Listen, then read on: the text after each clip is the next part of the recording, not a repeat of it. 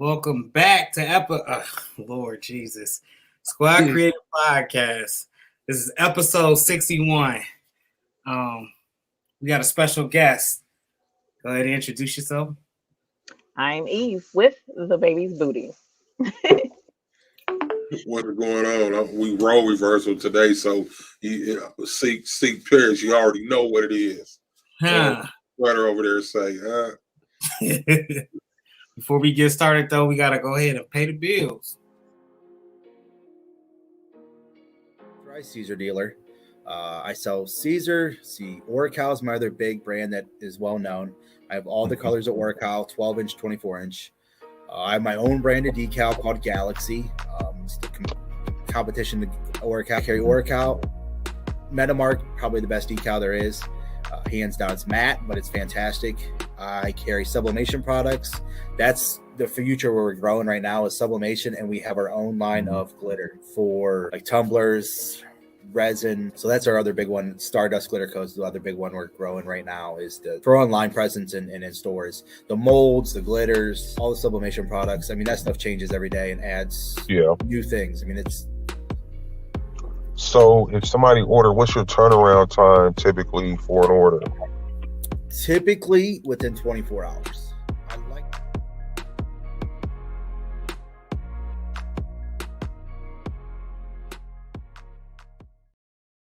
Yo, that's Vinyl Supply Unlimited. Make sure y'all tap in. Use that code Squad Creatives 10 at your checkout. Get 10% off your entire order. What's going on, everybody? How y'all doing tonight? We got a lot of people out there to come see you, to Eve. Oh, So, I'm sorry. Thank y'all for coming to see us. So I just, before, we're going to ask the typical first question. Can we get a little bit of your background, please? Sure. I've been crafting or doing embroidery for about 6 years. And because I can't focus on just one thing, it has expanded into DTF, Rhinestones, some vinyl. Not a huge fan of vinyl, but I'll do it.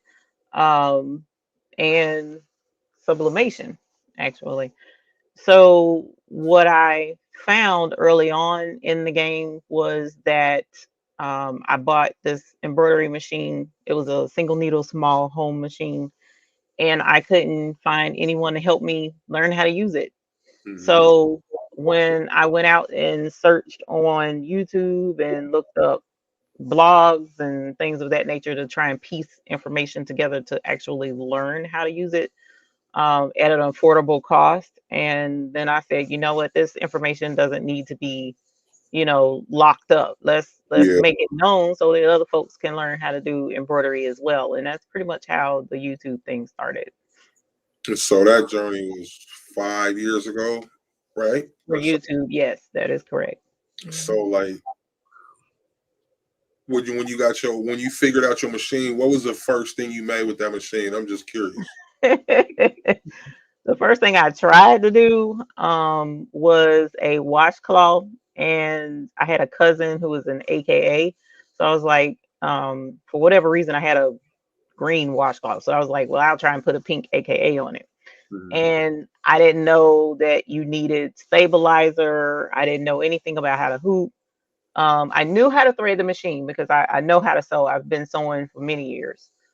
Making drapes and pillows and stuff like that. I don't sew clothing, but I'll do those type things.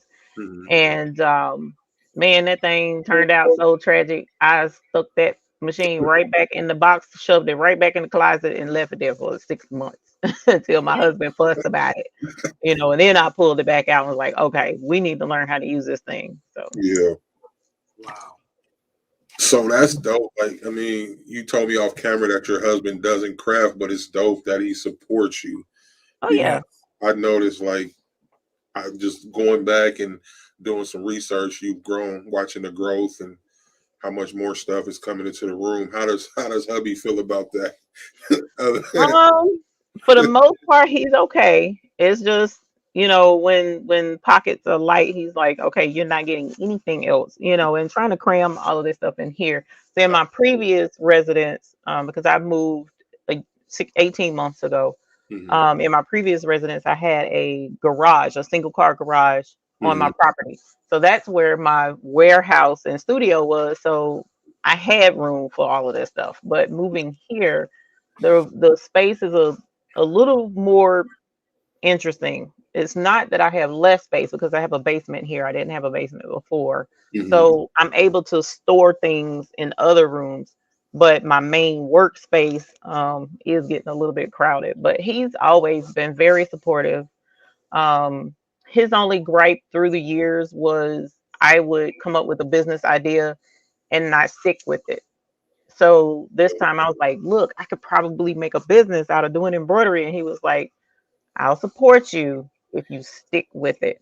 Yeah, And yeah. so I did. And so he's been very supportive. He really has. So that gives me a segue into my next question, like the business side of it. How do you keep yourself together? Because you do a lot of things, like you just mentioned. So how do you structure yourself and Man, day I'm by gonna be honest with you. I'm one of those, I'm like a flower child type situation. day? I'm an only child. I don't have siblings. Me So I'm a little spoiled, not only by my parents but my grandparents and my husband. So it's like I've never really been forced into a mold. So when it comes to being organized and structured and stuff like that, that's never been my style, and it's proved to be a problem for me through the years. But because the work was good enough, I've kept several customers that are loyal customers, and I haven't had too many issues. But because my husband is the main bread and butter, it's not like I absolutely had to make ends meet, so to speak. I didn't have any overhead. I didn't have a location that I was paying rent at. I didn't have equipment payments because he's like, no, for making payments on equipment, you don't buy it and just pay cash. Um, so that we not in debt type situation. And I appreciate that now looking back. Yeah. So, we didn't, I started out like writing things down, and then I graduated to like a whiteboard. And but recently, I know you mentioned earlier about the challenge that I came up with. That's why, because it's coming to a head now where I'm trying to transition away from doing the embroidery as a business and doing teaching as the business. And so making classes and stuff, that's going to be a pretty big change for me. Now I heard you just mention that you had a basement in North Carolina. I know when we was living there, we couldn't find a house with a basement, so that's amazing. It is rare. A basement. It is very rare. Just so as there's a whole miraculous story behind this particular house, but I've always wanted a house with a basement, and they didn't even list that there was a basement on this house when we were searching for a home.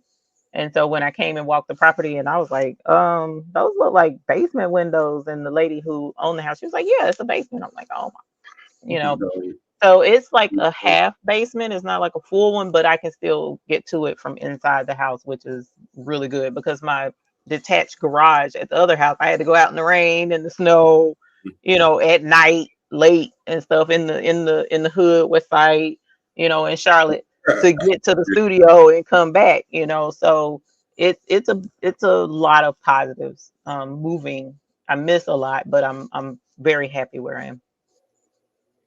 So you just mentioned. Go ahead. How many things do you do actually in your shop? Ooh, so there's embroidery first and foremost, then the sublimation from time to time, vinyl from time to time, DTF now, and there's one other thing, rhinestones. So technically 5, but I'll dabble in some other things from time to time just to have something else to do. Or if something looks interesting that I may want to try, like for instance, I just purchased some resin from the Best Uni. So I'm excited to try out resin and see how that works. So I'm looking forward to doing that. So I maybe add resin, that'll be number 6. So, if something strikes my fancy, and sewing, from time to time, I will sew a project. So that would be 7, I guess. But if something looks interesting, I'll give it a shot just to see how it works. I'd love to have a glow forge and add that too, but my husband Yeah. is like, no, right now. Since we just moved, we need to, build back up for a little bit. Mhm. So you just mentioned your challenge, the GIT challenge. Please tell the people about that. Yeah, the GIT challenge, I felt like, first of all, there's a 2-part to that. I went to a trade show here in Charlotte back in November. I'm Mhm. sorry, end of October, 1st of November. And the gentleman, because I had already contacted the head of the show by email and asked, is there not a way that if there are creators or creatives local to the Charlotte area who may have a fan base, can they not have a presence at the show and then invite their viewers to come to the show so it would boost numbers for them and be a win for the creator as well.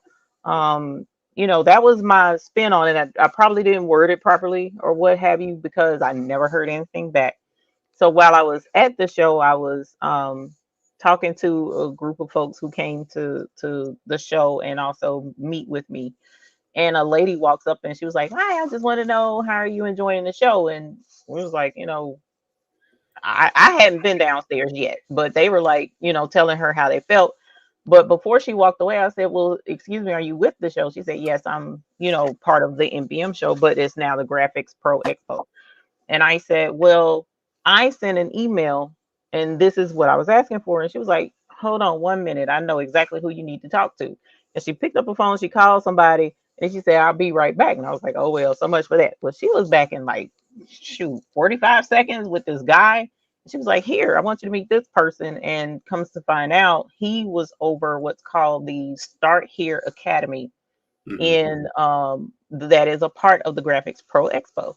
And he said that his thing is he wanted creatives to have a presence because what these folks know now, y'all need to understand, people are paying attention to YouTube and to this new movement, crafting movement that has started since the beginning of the pandemic. And Yeah. he said he knows there are more home crafters that are trying to start a business since the beginning of the pandemic. And he wanted to harness that group of people, teach them how to build a legitimate business, and get them as a part of the Start Here Academy. And the Start Here Academy is free of charge. It's like a one night academy where you can take classes and stuff at the trade show. Okay. So he invited me to offer that to my viewers, but he said the thing is they have to have a business email address. They can't have this is my business at gmail.com. They have to have a business email address saying admin at thisismybusiness.com, right? So I was, mulling over that and thinking about that. And I said, well, the best way to get people to pay attention is to offer them the ability to do better with their businesses. Right. But Right. businesses have fiscal years. You know what I'm saying? And the fiscal year starts January the 1st in most instances. Or the new business year, the new tax year, all of that starts January the 1st. Mhm. Most people wait till January the 1st to try to do resolutions and all of that stuff. I Yeah. don't do a resolution because nobody ever really sticks with it. So I said, I tell you what, I need to do better myself personally. And I'm putting my own neck on that chopping block. I needed to do better. I already had a business email address, but I need to get my business together. So I said, well, let's do a challenge because, challenges are the thing. Let's do a challenge, hashtag GIT challenge, that we have goals that we all reach for, objectives that we reach for. Excuse And excuse me before you go. I'm sorry. okay, GIT. What is GIT? Get it together, right? get it together. Yes. You get together. Get it together challenge or get challenge, whichever way you want to do it.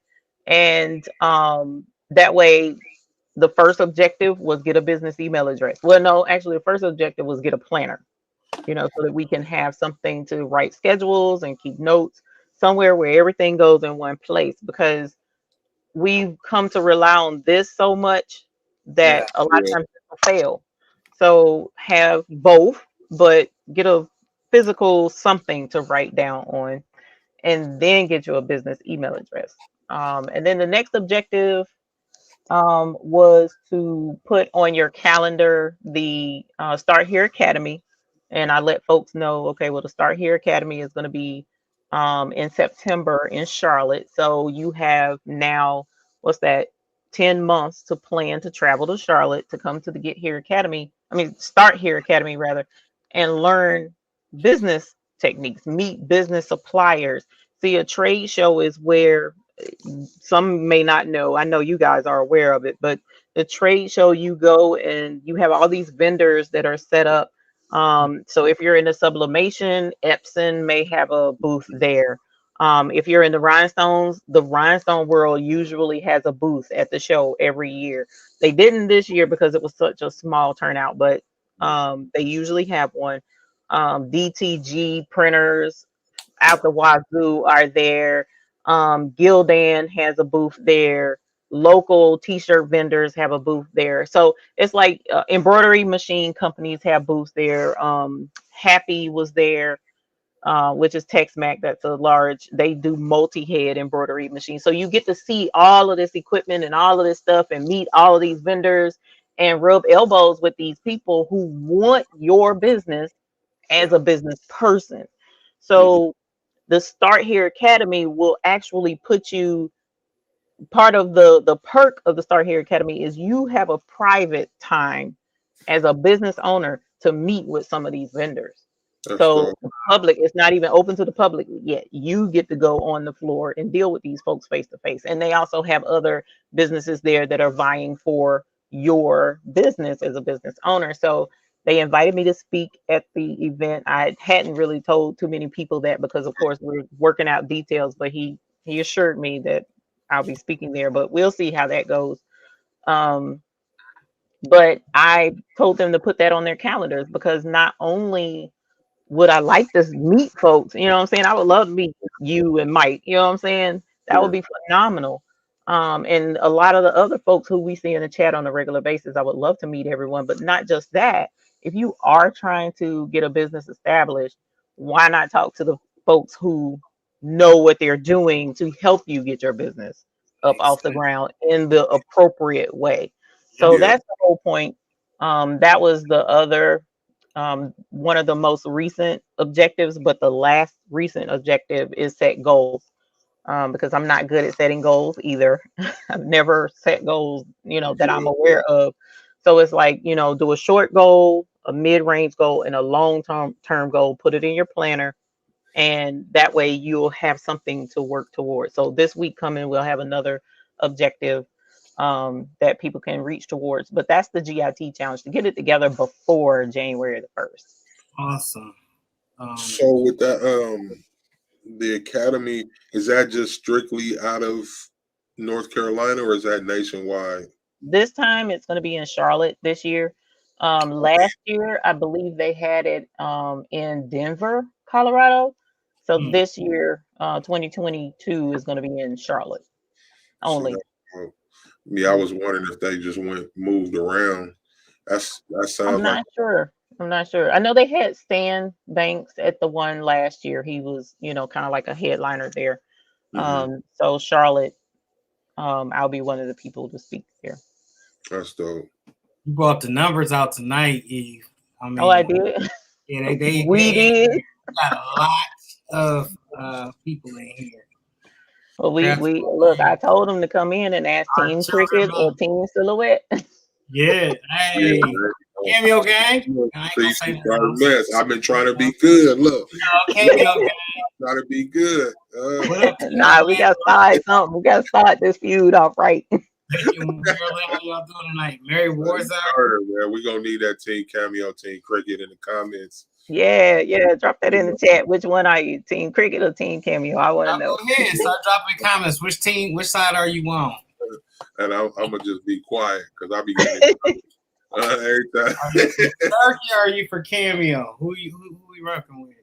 We got a whole bunch of people in here we need to shout out. Like it's a long list of people. So I'm gonna go over here and just shout out names. We got Johnny Jimerson. She been here since before we started. Shandy Creek, appreciate y'all. The best uni. Appreciate it. Barbara Bonaparte. I almost said Squad Creators. Nakomi Butler, T. Johnson, Connie Hard, Crafting with Pace. I'm not saying nothing about no cricket because I'm coming to win yours, Patrice. And then I'm gonna win your cricket that you are giving away, and then I'm gonna win my one-on-one lesson so you can teach me how to use it. So I'm gonna keep quiet about the cricket tonight. All right. Late night crafting with Stacy. What's going on? Making it with Marilyn. She made me feel like a star the other day. She said she knew who I was on the live and quoted something I said. Lord, I made it. Barbara, how you doing? Created by K. Aisha. Do so big. Mike, what's going on? Miss Kiwi. Me off, bro. I'm lost. I'm gonna let you shout them out. I'm way at the top of the list. Yeah, bro. JC Productions, Connie Hard, Creations by K. Aisha, LLC. Y'all know I got a pronunciation issue. I'm gonna just throw that one out there. Marissa Gary, what's going on? Appreciate you. Pink Tees and things. Yeah, they all came out tonight. Hey, y'all. Mary Warzak, Taryn. That's she be victimizing me on here, but that's my friend. Sam Day, I think I just said that. Barbara Fun, what's going on? Appreciate you. So I'm gonna just get this question out the way. We talked about this off camera, but everybody wants to know who and what is the baby's booty. So the baby's booty was a name that I came up with 22 years ago now. She's 22. And I have the picture. I keep it because I like to show folks that, she was just the cutest little chocolate baby looking out the window and the little chocolate legs and the onesie. And it was too irresistible to not say, oh, look at the baby's booty. Just absolutely loved it. And I was like, you know what? That's a business name. I'm going to have to figure out how to use it. So as I mentioned, come from entrepreneurs, always looking for a way to come up with a business. So, but through the years, I never had anything that I thought would fit that persona until I cracked open the embroidery machine, had the fail washcloth. But when I pulled it back out and learned how to use it, around about the same time, a friend of our family's was having a baby girl for the first time. She had boys. So this was the first girl. So I was like, ooh, I'm going to embroider some stuff for her. And so I made a little gift basket with a couple of onesies and blanket and something else. I can't remember what it was, and put it together and sent it, and everybody fell in love with that little raggedy embroidery that I did on that thing, because it was not cute, but it's okay. It was cute, but you could tell I didn't know what the heck I was doing, but she fell in love, and so did everybody else. Mm-hmm. So after that, people started asking me to make baby sets for them for baby showers and stuff, and I was like, you know what? This is a perfect name, perfect situation to fit that name, the baby's booty. So I named it that, and or started with that, and then not long after that, a friend of mine was promoting businesses, and she was like, if you know anybody with a business, we'll promote them, blah blah blah. And I was like, hey, I got a business. And she was like, I don't like your business name, so we won't be promoting your business. I'm like, bro, ain't nothing wrong with my business name. So I thought on it, and I was like, okay, to keep me from having an uncomfortable conversation and having to beat somebody down, let me come up with something that would work. And I was like, what else for booty? And I was like, okay, a pirate would work. And then it's a baby's thing. So I said, let me find a rubber duck. So I searched high and low for the perfect rubber duck and found him overseas. And this is Sir McQuacken's. I ordered him. It took him a week and a half to get to me. I bought all that they had so nobody else could get him. And I was like, I mean, pirates have booty, so usually in a lot of instances, just to keep the conversation simple, I'll tell people, well, it's a pirate duck and pirates have booty, so the baby's booty. But actually, it was my daughter, who is now 22 years old, that started that business thing. So how she feel about that? She don't That care. you just told her story. She don't care. You know, chaps ain't loyal. My kids is like whatever, mom, and going on about their business. Right. But no, she's actually an artist. She draws very well. That's But cool. I wish she would, harness that a little bit more because her artwork is phenomenal. But you got to let the young folks find their way. I'm not about to pressure You her. ever come over and help you out? Yeah. Learn anything? Yeah. Usually, no. Usually. Now, there is one instance, and I'll have to look for it, and it's going to take me a minute because it's on Instagram. There is one baby set that I did in conjunction with her that turned out so amazing. It was just absolutely beautiful, but I couldn't get her to repeat doing that type work for me for nothing. I'm like, bruh, you just don't realize the talent you have. But it was a baby set. One of my customers' daughter or somebody was having twins, and she was having a boy and a girl, and she wanted a baby set that had the boy and the girl, and they wanted it to be royalty. So it was a royal blue and a royal purple, I think. I'll have to find the picture, but here it is. It was blue and red, burgundy and red. So this is the baby set that I made. It's burp cloth, and see it's gold stitching with crowns on it. The Yeah. little baby leash, the blanket. I put books with it so that the kids will have books to read. Burp claws, bibs, but she did the paintings for me. So it's little babies, sitting there with crowns on. That's And dope. then Yeah. they fell in love with that thing. And That's she dope. did that on her iPad.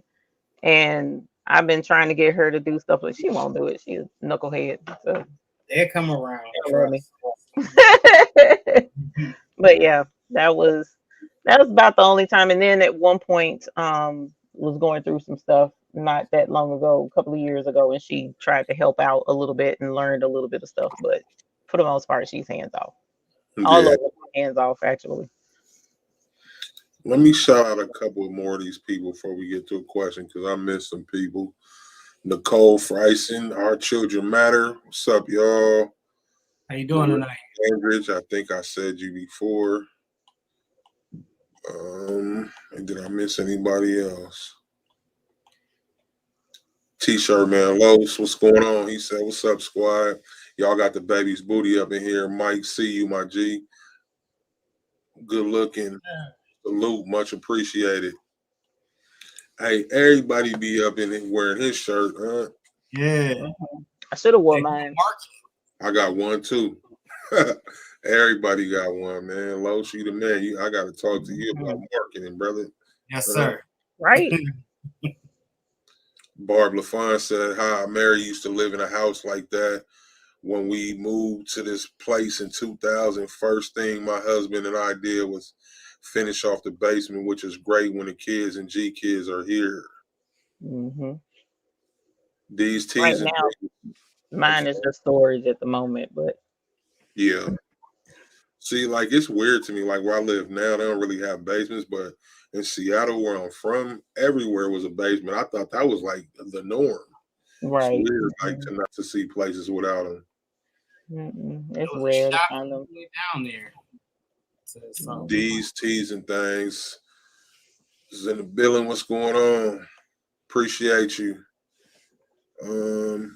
Lakeisha Monique dropping in to say hi to Seek, Mike, Tees, and Eve. hello. Thank you. Appreciate you for coming. Nicole Reeves. It was a lot of names up in here I missed. Dang. That's I it. think like he said JC Productions.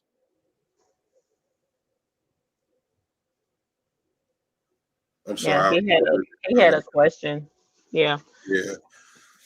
So I did do the rhinestones with the DTF, but what I found is, So rhinestones don't stick to vinyl anyway. Well, let me rephrase that.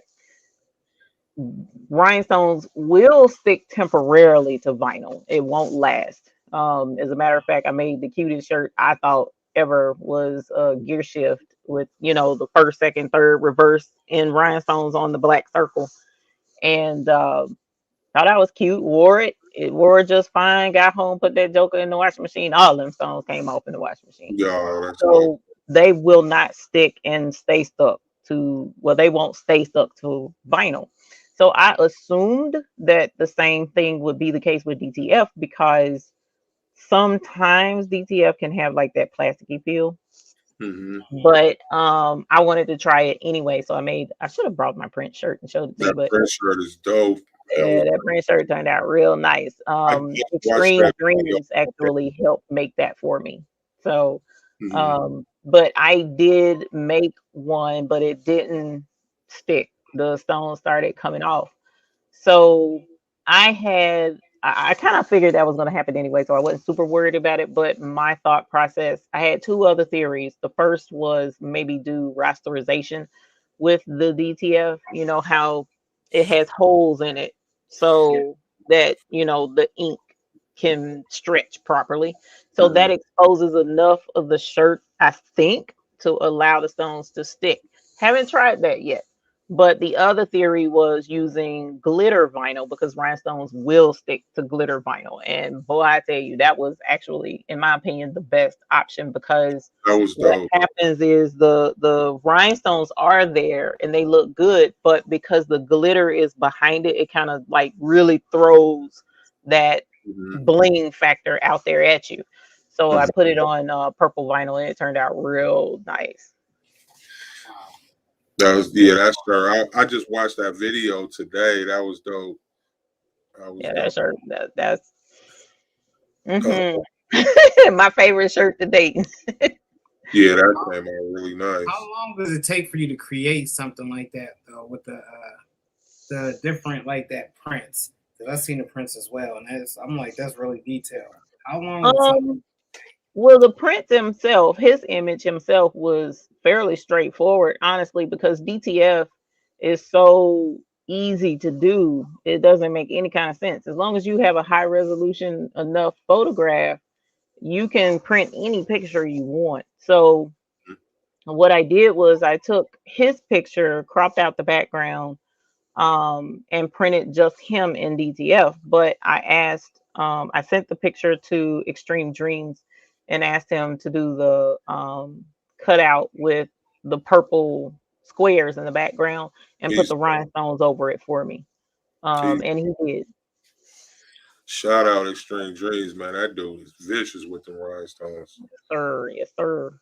Yes, he is. So, um, I don't actually do any creating, so to speak, of rhinestone designs because I don't have the patience to do it. You understand? There is software out there like um, um, not Cricut Design Space, Silhouette Business Edition has a rhinestone creation built into it if you buy the business edition. Mhm. There's also the Rhinestone World has his own branded software that you can import a picture and turn it into rhinestones. But the thing people fail to realize is there is no one rhinestone program that you can get that will do it perfectly. Like Oh, you may you may knock the ball out of the park one time with one type design or another time with another design, but every single time hitting on it, the mhm. more complex the design is, that's not going to be the case. So you end up having to move individual dots and rearrange stuff and all that jazz. I ain't got time for that. I ain't gonna lie. Yeah, I don't have the Sounds patience pretty for it. Let tedious me right rephrase. I've been there. Very, it's That. very tedious. So I prefer to send out my design requests to others who love to do that Mhm. and pay them to do it. And usually the price ranges, $25. Extreme Dreams was a little more than that, but usually about $25 is what I normally get from my Not bad. regular people. Mhm. Not bad. We gotta go read this survey because there's people over here talking this mess. Nakomi Butler, Team Cricket, Pink Tees and things. How you doing, Claudia? Appreciate you. Salute. She was one of my favorite guests from the past, man. T. Johnson said Team Silhouette. Miss Kiwi 68 said Team Cameo. That's what I'm talking about. Creations by K. Aisha, Team Cricket. Connie Hart said Team Cricket. Okay, see, we know Connie. She one of the ones that be bullying me for the comments too. She been doing that for a long time. Now I'm gonna wait till the end to give my affiliation. So we'll talk about it again toward the Just end. the way you say it, a little bit of a bombshell, a little bit, not a huge one. So I'll let y'all know how I feel at the end. All right. Making what Marilyn said, Team Cricket Machine and Team Silhouette Software. So you get a 50%. We love you 50% of the way there. You know. I'm just playing. You love 50% of the way. I'm just playing. Nah, we appreciate you. We appreciate you. JC Production said Cricket. Taryn, we know what Taryn, she's a cricket lady. That to this custom said, hey everyone, how you doing? Marissa Dandridge said Team Cameo and Cricket. We got another 50%. Okay. That's what I'm talking about. At least you know you have, right? Bar LaFon. See, look, I'm loving these 50%ers though. She's Bar LaFon said I am both. And also Team Scanning Cut. So she get a quarter. She 3 ways. Taryn, already said Taryn, Team Cricket all day with her. Team Silhouette for that to this Creations. 31st Society. I always forget that's her, Miss Kiwi 68. How you doing? She was one of my first 10 subscribers on my YouTube channel. So I always remember that. Yeah. Did we run out? Did y'all quit? Yeah. Whatever machine you choose or equipment that you so choose to use, go ahead and use it to the fullest. Whether it's period. Right. And so I don't have beef with Cricket. I'm gonna keep saying it. I just be messing with people because y'all let me. And see, I've been good for the last 6 weeks. I ain't said nothing about nobody Cricket or nothing. You said 6 weeks. I'm on head start stuff. Terry said, "Leave me be." See, that hurts bad. Still love you though. I'm sorry. I'm sorry. I'm sorry. We gonna be. I'm cool. I ain't messing with you. See if I missed something. I just haven't got down in the comments. Mary Warzak said, "At Bar, we need to find a house where I can build a big craft room and videoing area, and some land to have some more chickens and other animals." I feel it. Bar LaFon. I ain't down for killing chickens, so y'all can have it.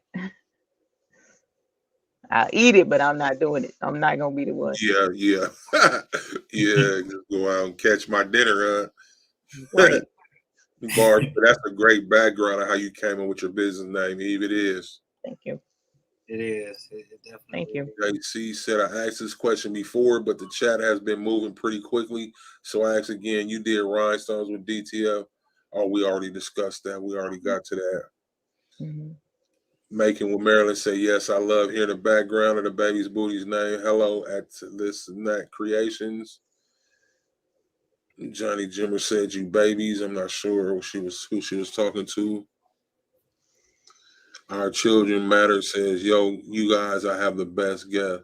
You guys have the best guest. Thank you. We tried. Some people like us, some people don't. Let's tell them people that don't respond that we need them on here. I ain't gonna say no name. Terrence said, y'all, I'm gonna catch the replay. Head is banging. If I missed you already, have a good night. Take care of yourself, Terrence. Yes, get some medicine. Get some rest. T-shirt man said, whole lot of supportive people in this community. Blessed to have to meet you all. Man, y'all been dropping comments. I'm gonna have to double back. Mike got a question. Hey Eve, how many classes do you offer? So technically, I don't offer classes yet because I'm not together. So whenever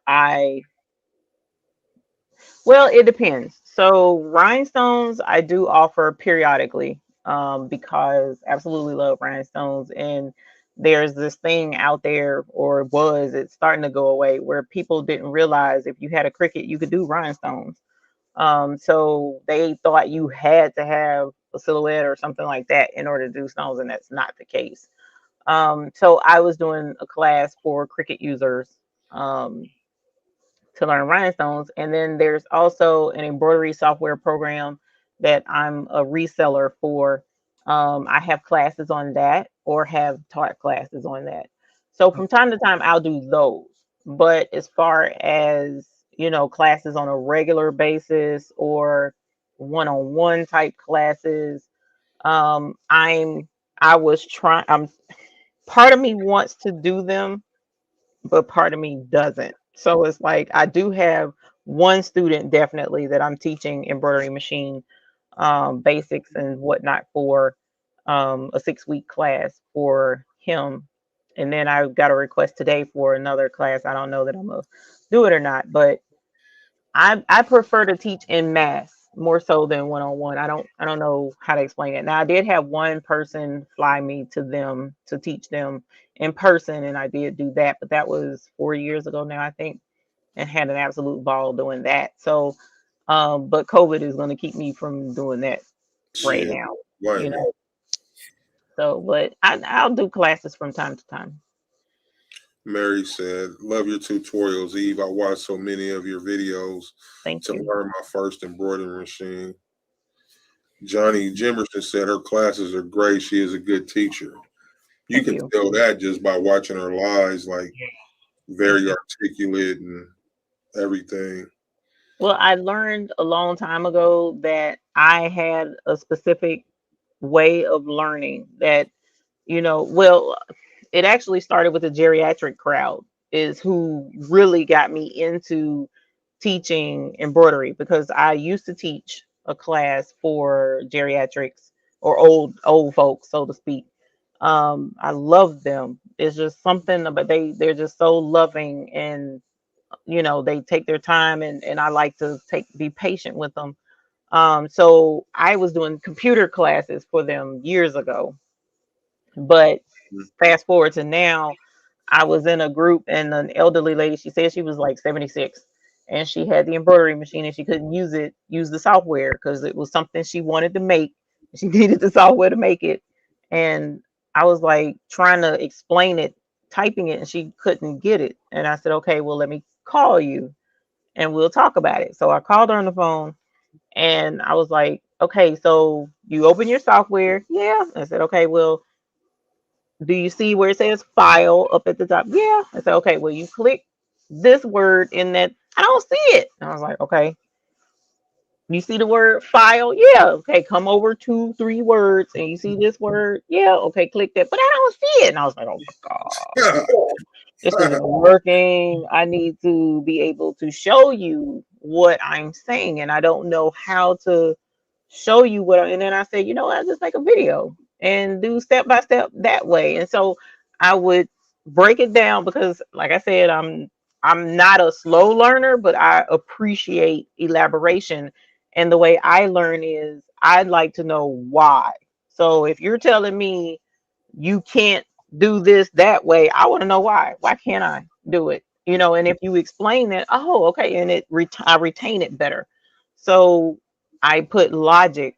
I try to address logic in the way I teach, and so I did the video. I broke it all the way down. She absolutely loved the video. She did the project she wanted to do. She called me back a little bit later, asked me to show her something else. I did another video, broke that one down. She did that. Then she called me about a week or so later, and she told me about her sister and her brother and all the stuff that she did that day. And I loved every bit of that. You know what I'm saying? So because of her specifically, now she do everything on the thing. She don't even need me anymore. Matter of fact, I ain't talked to her in a while. I need to call her, make sure she's okay. But she was in Alabama. But that was the tipping point that made me really, really, really want to get videos out there that were quality, although long, but it's detailed so that it will help you retain. And I've gotten a lot of flack through the years from people who was like, you talk too much, or I don't need all that. Just get to the point, type situation. I'm like, okay, I'm not for everybody. So I'm not going to, it's hard for me to be quick and simple, answer the question and be done. It's really hard for me to do that. I understand. So, it is what it is. I'm not worried about it. And I just sit back and do what I do, and whatever happens, whatever growth happens. I don't do anything specific to try and promote that. But I bet a lot of the people appreciate that. I appreciate it because I'm about to try to learn some rhinestones, and I'm coming right on over. I asked the best uni on her channel about the rhinestones. She was like, "You gotta go have her at the baby's booty." I really don't know, Yeah. He's picking up on them really well. Yeah, the rhinestones are not super difficult. It's just a matter of knowing what to do and how to do it. But in the class, I actually teach everything that I know about rhinestones, the basics of rhinestones, because a lot of people don't realize there's technically two different types of rhinestones. There's hot fix and non-hot fix. Mhm. So there are people out there want to do rhinestones and they're buying non-hot fix rhinestones on shirts, and that's not how that works. I just really did that. I have some non-hot fix right here. I bought by mistake. So right. What does that mean? I'm really unfamiliar. Heat Hot press. fix means, yeah, exactly what the word says. You fix it with hot. So it has glue on the back of the stone, and you just put it in a pattern, lay it on, and you can press it. You can apply hot fix rhinestones with an iron in a lot of instances. There's even a little single tool wand that you can use to do one at a time, but for the most part, we brush them into a template, pick it up, put it on a shirt, and then you got a rhinestone design. But the non-hot fix rhinestones are the ones that are used in this type of application where you're, applying it to a tumbler or whatnot. So I just blinged out the Mickey Mouse lid, but you have to use glue and put these on one at a time. So do you make a template or you just hand place those? Hand place. Whew. How long did that take? Yeah, that looked like a lot of work. This one took, I'll say, maybe 2 hours. It wasn't very long. It wasn't very 2 to 3 hours. I was watching somebody's live. I can't, Big Boy or somebody, and I was just applying them while I was watching the show. But I have another tumbler that's a full tumbler, and that one took like a week or two. That's a long time with the rhinestones, so it can be for sure. But doing shirts is not as hard though, Mike. I got a couple of the transfers, the rhinestone transfers, but I never really. I want to incorporate it into my business. However, it's been a long road. Yeah, you can purchase already done rhinestones. And I have a couple of businesses, Mike, if you're, interested, I can refer you to, because there's a couple of different machines out there that can get you, like one is a Spangler machine where it's actually cutting out circles in holographic vinyl to make it look like rhinestones. And that's a lot more affordable. But then there's also an actual rhinestone machine, and they're not inexpensive by any means of the word of the vocabulary. But the rhinestone machine actually lays rhinestones in the pattern on the transfer tape automatically, and it can get a more detailed design than what we can doing brushing them into the template, because it actually is just laying those stones on the tape, the transfer tape. So it just depends on how deep you want to get into it. But I know most of the folks who are like into rhinestones like that, they're very successful with the machine and make a lot of money with it too. And you said it's called a Spangler machine? The Spangler is the one that's not rhinestones. Yes. Okay. Oh, not rhinestones. Mm-hmm. And it just punches circles in a tape, a holographic tape, and puts it on, a transfer tape that you can press to a shirt or whatever it is you're pressing it to. Yeah. And that's how I got it. We got some comments over here. Yeah. What's up, Tampa BBQ Queens? I always stumble on that. Shoni D, how you doing tonight? Big Boy Prince, how you doing? Sonia Siegler, how you doing tonight? Sorry, I had to turn my ringer off. So Eve, Bob wanted me to show y'all this. It's a volleyball that I'm trying to bling. And you just doing that by hand? By hand, which is why it ain't done yet. I've been working on this for well over a year. But because it takes time. You have to like sit down, a glass of wine, a good movie or some good music, or a good video on YouTube, and just sit there and have at it. Put the glue down and take the stones and put it one at a time. What kind of glue are you using to do that? I use a glue called Super Tight. It's a real popular one. Some people will use E6000, but I don't care for E6000 because E6000 has a harsh, really, really harsh smell to it. So this is Super Tight. They have a pink and a black tube as well. So there's a couple of different versions of Super Tight. So there's also this Super Tight that kind of puts you in the mind of Elmer's glue, consistency. Oh yeah. So this one, you have more time to work with it. This one is more kind of like rubber cement. So your time is limited. You got to know what you're doing and get it done. So you just buy whichever one your speed is at. So this glue is what I use to do this tumbler. This was a Starbucks tumbler, and I just got a bunch of different color stones and just put them on the nice there and stoned it out. That's dope. Yes, she is the bling queen. You are the bling queen. Definitely. There's other folks out there that bling more than me, but yeah, I love doing rhinestones though. So yeah, I'll be more than happy to say I'm the bling princess. Green said T-shirt chick ain't here, so I gotta say E for sheriff. Yeah, that was funny. Can you tell us the story behind that? I've heard that. I've seen her say that.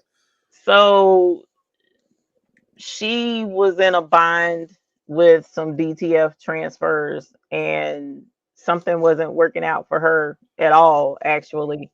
And she was like, I don't know what to do. I'm stressed out. I got to get it done. And I said, what do you need? Just send me the graphic. I'll print the DTF transfers and send them right to you overnight. And so she gave me the files and I printed all of those. And then I misunderstood her because the amount she told me, I thought she was telling me a page, but she was actually talking about a graphic. So I sent her way more than what she needed, but printed those out for her and shipped them off to her overnight, and she got them and was able to make the customer happy. So after that, she started saying E for president. I'm like, I don't want to be president of nothing.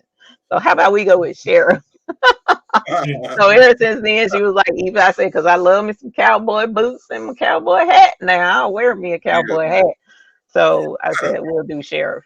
Yeah, that's dope. I love her. She's so sweet. Media just stepped in. How you doing? 755. Barb said, get the wire hanger. Barb said, I have 3 granddaughters and a daughter that play soccer. I was showing them the video with the bling soccer ball, and they loved it. Oh yeah, I saw.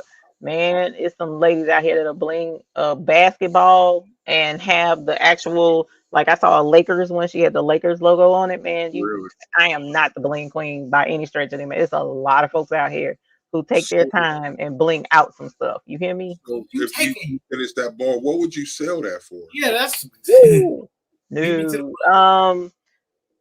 A couple of $100 actually, probably more than that. Because like the basketball one that she did, I know she had to have sold it for more than that because it was in a glass case and everything. So it went to somebody specific. This one is actually for a cousin's daughter who is, went to school on a full ride volleyball scholarship. So I'm going to actually put her number and name on the back of it. So she's got another couple of years before she graduates. So I got time, but it's still, I'm not going to say I wouldn't do it for money, but you would have to offer me pretty decent to be able to sit there and do that for somebody for pay. So approximately how many, because of the rhinestones, usually don't take a little bit of stones. Approximately how many stones you think you got on there now? I have no earthly clue because rhinestones are deceiving. You would think that, you would have just a little bit, But it can need just a little bit, but you're actually dealing with a whole lot. So I can't answer that. I don't even know. I couldn't even begin to It estimate this. just for almost that is a lot of time to me. It just It is. It that's a is. lot. But the end makes it pretty much worth it because it's just so pretty when it's done, man, and it's unique. yeah. You ain't gonna go nowhere and find no darn blinged out volleyball too quick. You know what I'm saying? Nah, So that's the market that a lot of folks in the rhinestone group I'm in. That's why they're able to eat doing rhinestones because they bling out stuff that nobody else does. Timberlands, the hot thing is the rhinestone Chuck Taylors for weddings, baby shoes, stuff like that. They bling out a lot of stuff. I saw a lady bling out a couple of cereal boxes. That thing was crazy, and she sold them too. Really? Fruity Pebbles, not Fruity Pebbles, Fruit Loops, and somebody else can't remember the other one because that Fruit Loops one. I was like, bruh, look at Toucan Sam. I ain't never seen him looking so fly. So what can you shout out the name of that group? Rhinestone Designers Retreat. Rhinestone Designers Retreat. You got me intrigued. I'm gonna go check that out.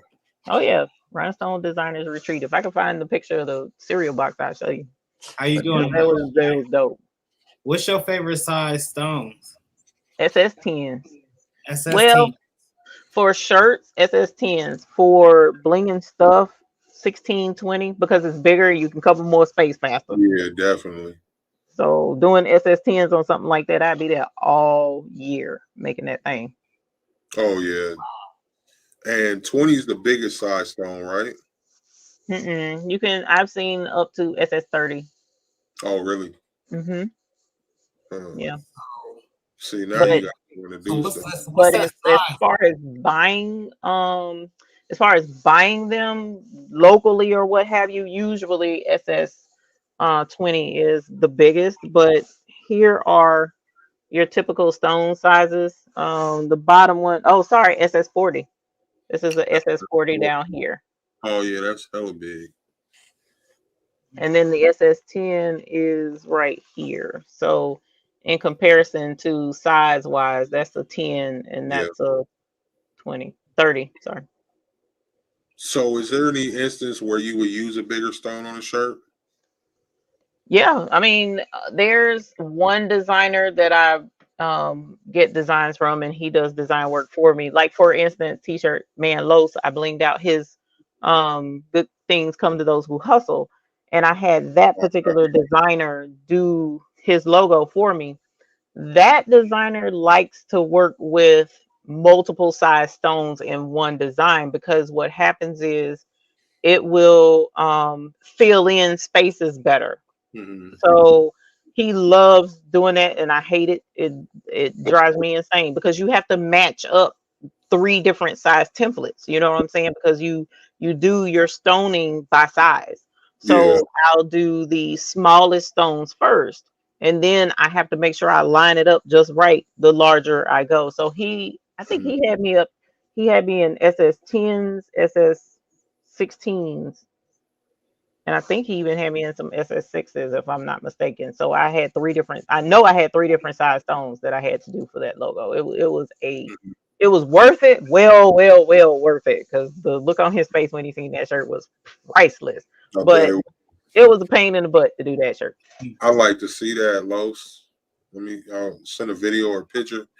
Oh, it's up on that was on Big Boy's show. We did that. So whatever show he did where it was he interviewed T-shirt Man Los, I think, with that particular episode. And I had sent the package and I wanted to see his expression when he opened it, but he didn't want to open it on the show. And everybody, I feel bad. I was devil's advocate. And I was like egging people on, y'all ain't ready for what's in that bag. And then everybody was like, bust it open. It was hilarious. So he finally opened it, and it was, I think that kind of like, it didn't top the video he made for me last week, but it did make that was a highlight of my career to see his work for that shirt. Mm-hmm. Yeah, that was amazing. Yeah, Lo's a good dude, man. Like, before I even met him, I saw him on TikTok, and I'm like, man, I got to get this guy on my show. And then Awesome. Marcella had him on. I was like, man, I've been watching him, man. I need him. And then he reached back out to me and was like, let's do it. And then I ended up going into the damn hospital and missed the day. Yeah. So, but we just had one a couple weeks ago. That was live, man. Lo's good peoples, man. Yes, very much so. Very much so. Definitely awesome sauce. But yeah, that was a good show. That was on the Big Boy show. But he did do a video revealing, opening the package and getting the shirt. So he did that Yeah, last week. That. Mm-hmm. I want to see that. Yeah, it's hilarious. So more rhinestones, because I'm intrigued. I want to try. You got me want to try some other stuff. But with the rhinestones, what other stuff do you like rhinestone outside of t-shirts and volleyballs? Well, I have one client that, like, right now I'm doing I have a cheer team. So I do a lot of rhinestones for them. So like right now, hopefully this won't fall off, but I haven't pressed it on yet, but like I got to do these shirts and put the numbers on them for a performance that they're doing next week. Mm-hmm. And so I do jackets, I do hats, I've done beanies. Beanies, huh? Yeah, you can press stones on knit. Dog collars. I mean, there's really no restriction to what you can do with rhinestones. It's just you have to know which. So for fabric application is hot fix. For putting on this way, it's generally glue, but there are ways to do hot fix with a tumbler. Like for instance, the rhinestone world has a material called bling anything that you can actually, it feels and looks like vinyl, but it holds rhinestones, which is amazing. And you can press the stones on that and use it to make car decals. You can put them on tumblers, and it's dishwasher safe. So there is ways to use hot fix in hard surface applications, but you got to know what to use in order to do it. I remember seeing that video when he dropped that the first time. Yeah, he was one on a cell phone or something, or a cell phone cord. It's innovative. It's innovative. Yeah, he blinked out the Cricut with it, the Cricut maker. The Patrice got that blinged out Cricut over there too. Oh, does she? I didn't see that her Cricut was blinged. She got her Cricut hooked up. Yeah, that's my favorite Cricut. Rhinestones are pretty cool. Rhinestones are pretty cool. It's a niche in all of its own. And for me, it's cool to me to see men doing the rhinestones or enjoying rhinestones, because I would have typically thought that men wouldn't want to fool with rhinestones. But my dad was like, no, like in Dallas, that's, what I'm saying, they're cowboys, and he said, like the song, like a rhinestone cowboy. I was like, that's a good point. You know what I'm saying? So it's cool to see the men's perspective on rhinestones, like Extreme Dreams, for instance. He's dope. Yeah, doing the sports and stuff, that's what's up. I would have never thought to do that. And then like with the rhinestones, like I hear a lot of people say like glitter, men won't wear glitter. Man, I didn't see dudes in rhinestone glitter Jordans and all type of stuff. Right. It just depends on what it is, Right. Like I'm trying to find my perfect rhinestone project. Like I did that video on my wife's hoodie. Y'all, it's not and what I posted on that video, she's not even done with it. Wow. When it's done, it's gonna be definitely one of them I would never sell nobody, I tell you. Okay. I can't wait to see it. Yeah. So I'm stuck on this right now. I gotta ask one more rhinestone question. Then we'll go on to something else. That cup, that Starbucks cup. I'm just curious, like, if you were to sell that, what would you sell that for? How would you price that? I've seen rhinestone cups go for $80 to $100. A lot of it depends on the size. Like this is a normal size. What is that? Tall, I think. I have venti cups, which are the much taller ones that would have taken longer. Those can go 120, 125. It just depends on the detail and what. Like if I were to do it the way hot fix with the rhinestone worlds bling anything that's kind of like a cheap way, so to speak, I could get away with selling it for $40, because you're not actually taking the time and hand placing each individual stone.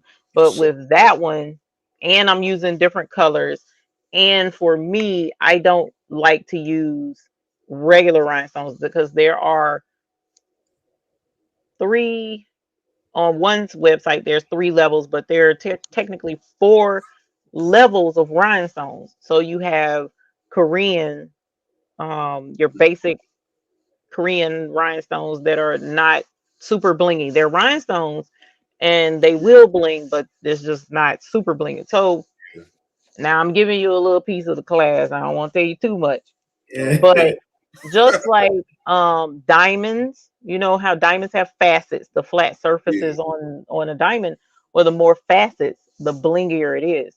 So likewise with rhinestones, they have some that have like 10 facets, but the more higher, like the highest is Swarovski, but consumers can't buy Swarovski crystals anymore. But the Swarovski stones, they're boasting like 16 facets on that stone. So that's why the bling factor is just insane. So I always use the higher quality stones. So my projects would cost more if I were to sell them versus me just buying some cheap or some cheap rhinestones and trying to make something with it. So your class, tell the people how they can get in touch with that and sign up and cost and everything for that. So I have my website. I was gonna do a class before the holidays, but I decided not to, and I'm glad I did because I ended up with so many orders that it was just ridiculous. I wouldn't have had time. But every so often I will post a rhinestone class, and just check on my website, thebabiesbooty.com, and that's where the class will be posted. It will be thebabiesbooty.com events-1. And sorry, that's like hard to remember, but it's thebabiesbooty.com. Then I have 2 different levels to the class. One level of the class comes with supplies and stuff. That class I believe was like $75, $80, something like that. And then the other ticket is a ticket that doesn't come with supplies. That ticket can be purchased all the way up to the day of the class, and that one is like $35. Oh, that's not bad. Nicole said in Chicago, man, like glitter blinged out cups. I feel like if I'm drinking a blinged out cup and it costs me $120, it better drink for me. I'm thinking about what I drink out of when it Hold on. Ask your wife if it's got her name blinged out on it. You know what I'm saying? Y'all don't know my wife. You don't know my wife, right? That's true. We do nails. But you talking about she blinged out that hoodie. She might be all right with a blinged out cup that was $125. She got the rhinestones on her nails. She got the rhinestones on her teeth. My wife is like super blingy. Like we do teeth and nails and everything else. So yeah. She loved that cup. But I just I don't know. See, I could talk about rhinestones all night right now. I want to hear about this embroidery, please. So can you before we get into that, we got a commercial. Yes, been that long, dang. We the smallest in the game with the biggest guest to do it. Period.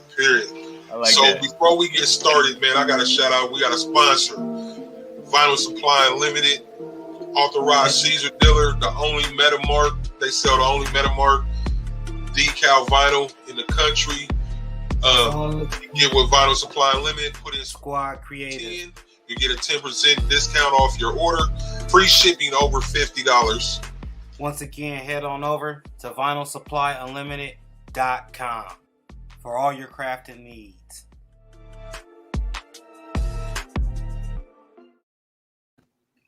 Head over to Vinyl Supply Unlimited, y'all. Use that Squad Creators 10 at the end of your purchase.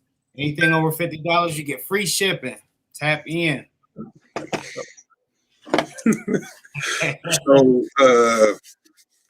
can we talk about your embroidery? And I want to know the behind the scenes of embroidery. Like, you can talk about what machines you use and your favorite machine, but like, what is the setup and what do you have to do on a daily as far as with your machines? How does that part go?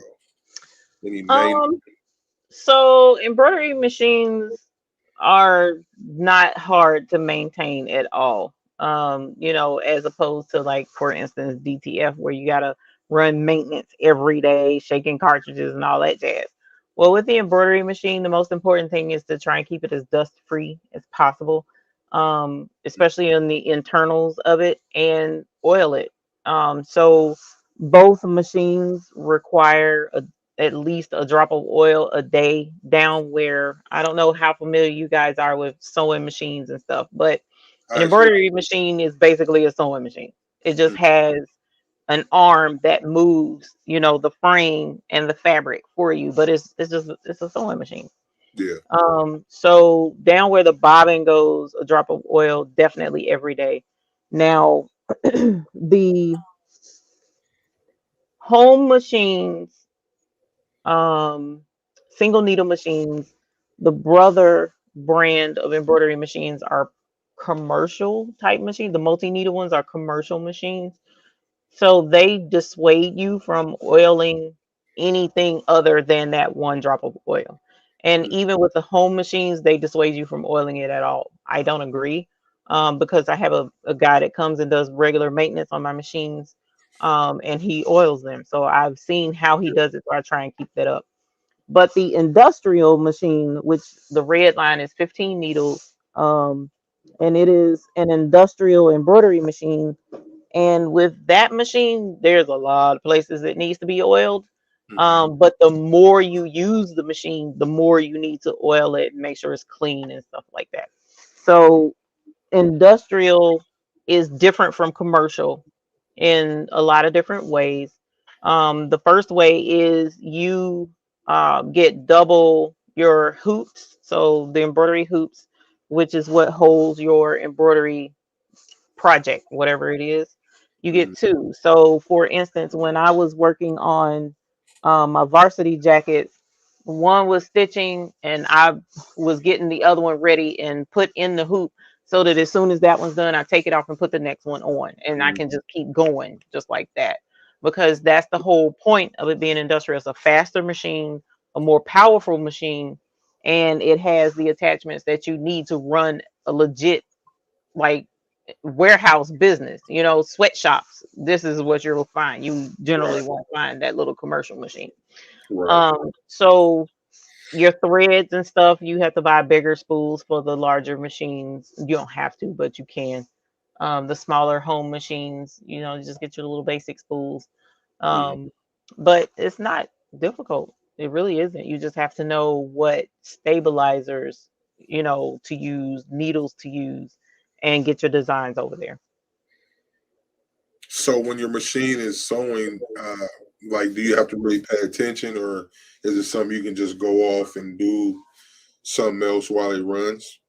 You generally should pay attention, because you like, I was doing hoodies the other day, and one of the hoodies, I put it on the machine, walked away, came back, and the fabric had kind of like folded in under itself, so it stitched through a different part of the hoodie and the front, where it was crazy. So I had to pull out all those stupid stitches. But it is good to pay attention. But if everything's clear, everything's working like it's supposed to, you checked everything, made sure everybody's pathway is good, you can walk away. Like, I can be embroidering, but I'm usually right over here at the cutting table working on something else like rhinestones or something like that. Yeah. So as long as I can hear it, for the most part, I'm okay. So you have the hoop group. Can you tell us a little bit about that? So the hoop group started out as an embroidery support group for the most part. I was on YouTube for quite a while before starting the hoop group. I wasn't, because my target audience on YouTube is usually 55 and older. So a lot of folks weren't in the beginning, weren't real keen on Facebook at the time. So I wasn't pressed to get on Facebook, but eventually I saw the need. I had to do it. So I think we've had the hoop group maybe 3 years now. But what it is just a platform where folks can come on, they can post pictures of their projects that they're working on. Because the thing is, it's a family. The little embroidery and crafting, and now it's of course expanded to rhinestones and everything else. But people, generally, you'll find that people are proud of what they have and what they do. And if you don't give them an avenue where they can share and brag to the world, hey, look, I made this. This is, I can go on YouTube and be like, hey, y'all, look what I made, but they can't show me what they made. So that's why I started the hoop group, so that they can, brag on what they made, ask questions. How do I do this? I don't understand. This isn't working for me. Can you help walk me through it? And because a lot of my audience are already embroidery business people, a lot of them can answer the questions too. So it ended up being a really nice unity, a place where people can come talk about crafting. We don't do politics, we don't do religion, we don't do conflict. Just everybody is gonna love everybody. So if you, because like it was crazy in another embroidery group I was in, it was a pretty big name embroidery group too. During that political changeover, they were posting political things, and it was crazy, man. I thought I was in elementary school to a certain degree. Some of the stuff these folks were saying to each other, and I'm like, see, no, I don't deal with drama. That we're not going to deal with drama. So don't post it. If you do, I'm going to delete it. No hard feelings, but we're going to keep it peaceful here. I want people to have somewhere where they can go and be safe.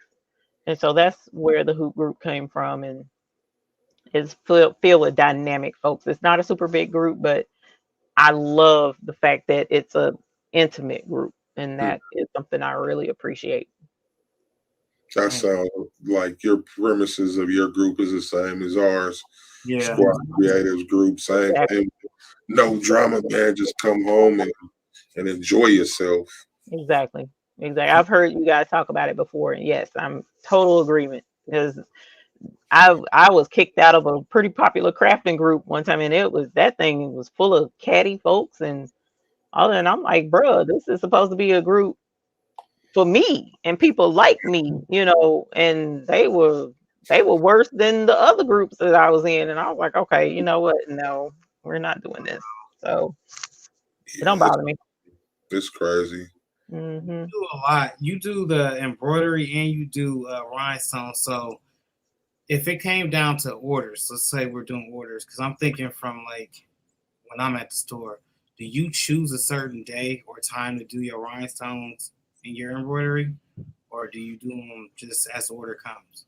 I do them as the order comes. So, I pretty much, unfortunately, I have, arthritis and fibromyalgia.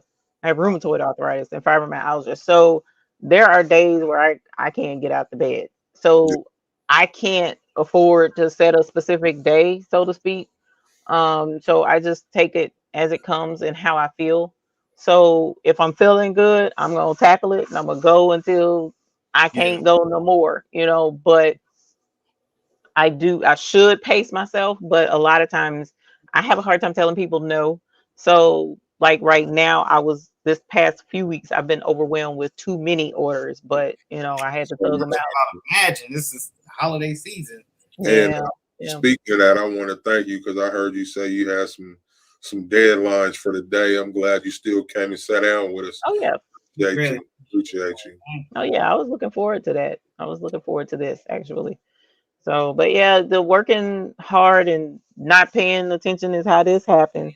You know, doing too much, not getting rest and stuff like that. But again, you know, my plan is to make changes, um, you know, and back away from some of that. But one of my clients is a really good client, and she's bad about throwing stuff on at the last minute and changing stuff at the last minute. And even though I'm tired of it, but I love her and I love what she's doing, you know, because it's for the cheer team and the little kids, and I love that. So I put up with it, but you know, I'm starting to get worn out. So doing that cheer team, how much of a time in advance did they have to contact you to get that order? You mean how far in advance should they be contacting me to get the order? Should be minimum 10 business days, minimum. But in a lot of instances, I'll get changes and stuff thrown on at the last, you know, within a couple of days, and like, oh, we really need this because we're going to do blah blah blah blah blah. And so it's like, bruh, you know, and I pull a Hail Mary here or there, you know. It's like the other night, a couple of weeks ago, I was up for them. I didn't go to bed till like 11, 12 o'clock the next day, and I was worn out. I haven't put an all-nighter like that in a long time. So I'm getting a little too worn out for that. So how do you deal with that? Because it was kind of leading into my next question about the balance. How do you find balance when you're working like that? For me, it's difficult. I have a hard time balancing because I wear a lot of hats. And you know, I don't want to sound a certain way, but I do everything that I do because I want to do it. I don't have to work in order to earn an income. It's just something I love to do because I like helping people.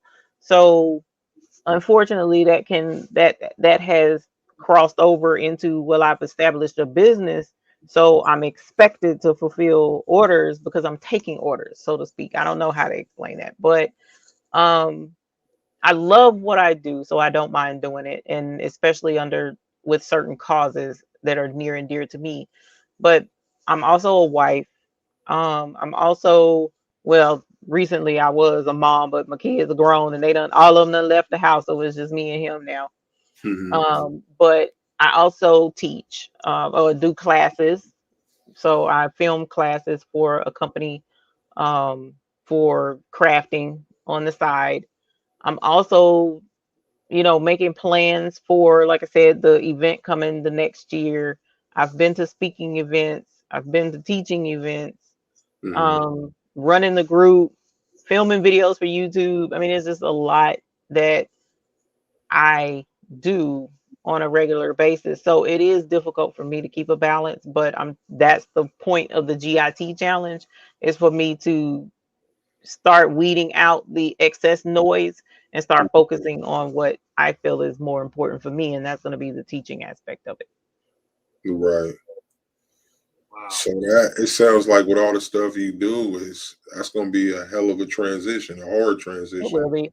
It will be, especially for some customers that I've known and have done things for sporadically. I'm just going to have to, well, actually, so there's something else that I'm trying to get implemented, and I'm trying to get permission to be able to promote it. But there is an avenue out there that I'm super excited and hoping to incorporate it into the GIT challenge that I had never heard of. They found me, but apparently they've been around since 1950. But there's a company out there that if there's anything, I don't care what it is, that your customer comes to you and she's like, okay, I want 20,000 plastic cups with my brand on it so that we can give them away at the marathon next week. All I got to do is go onto the website, type in plastic cups. It pulls up a list of companies that does it with their prices, with their inventory. I tell them I want the order, get in touch with them, place the order. They ship it to me or ship it to my customer. I'm done. My customer don't even have to know that I didn't have anything to do with it. That's nice. And they do everything. everything, embroidery, rhinestone, they do everything. It doesn't matter what it is. And so, I'm like, where have y'all been all my life? Yeah, I could have been, and that's the thing. A lot of people want to be self-employed, and that's a good thing, because you have a talent, why not use it? But at the same time, people fail to realize you're self-employed to a certain extent. You still have to answer to a customer, and you're very still under obligation to a customer. You still have to be up working late nights unless you have it structured in such a way where you don't have to work that hard, but you're still working. My goal is to not work. So I want to make an income without working. And I don't want it to necessarily be just real estate. I would like to have some input in what I do. So I feel I went ahead and signed up with this particular company, and hopefully I'll be able to outsource some of this stuff that's coming my way, or that's been coming my way, especially the sporadic ones, and I'll just stick to the ones that I know. But then do what I absolutely love to do, which is the teaching part of it, and leave all the hard work to somebody else. yeah. That's a great idea. That's Gully Visionaries Yeah. was Yep. talking about some similar stuff and how he just Mhm. ships through Printful. Mhm. Mhm. Because I don't have That's room for a 20 head embroidery. Well, I do have room, but I'm not buying a 20 head embroidery machine yeah, to do a 50,000 piece when somebody else has employees, a warehouse, the whole nine, and they can get it done for me. So why not? yeah, for sure. And there's a profit margin built into it. So it's not like I'm calling them and they're bopping me upside the head. Now I got to bop the customer upside the head. No, it's made so that you can make a profit as well. And I thought that was pretty dope. Free money. Right. Yeah. Man, I just want to thank everybody for coming out. Just I've Yeah. been it's so many different names I see over here. And in case you didn't know, we do this every Tuesday, every Saturday, and sometimes we pop up in a week. Y'all go on and subscribe while you're here. We got some smallest in the game, but we have some big guests, as you can tell, So y'all check us out twice a week and back to the regularly scheduled programming. So what's your with the embroidery, what's your favorite thing to do?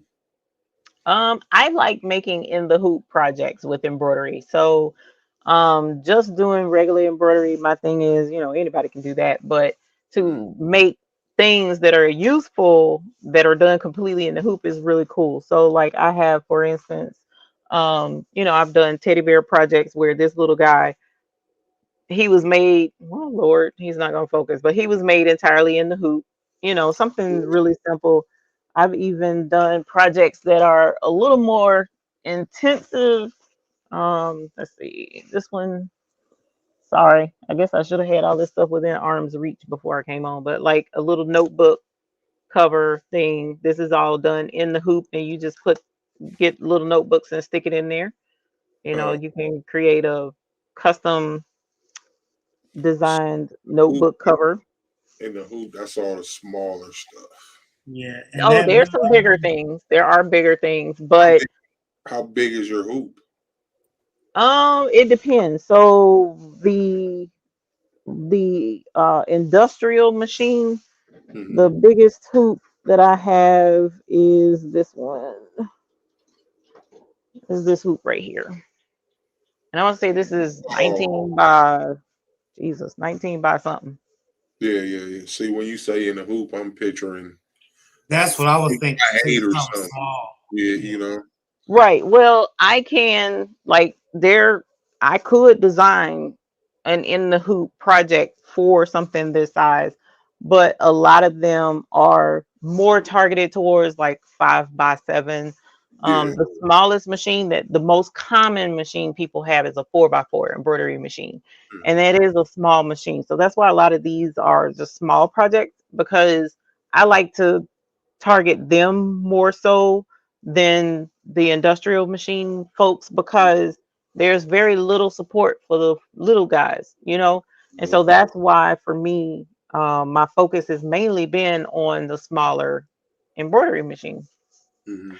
But there are some people who have the bigger machine and would like to do in the hoop stuff too. So there are bigger projects out there, but a lot of the in the hoop projects that I showcase are small.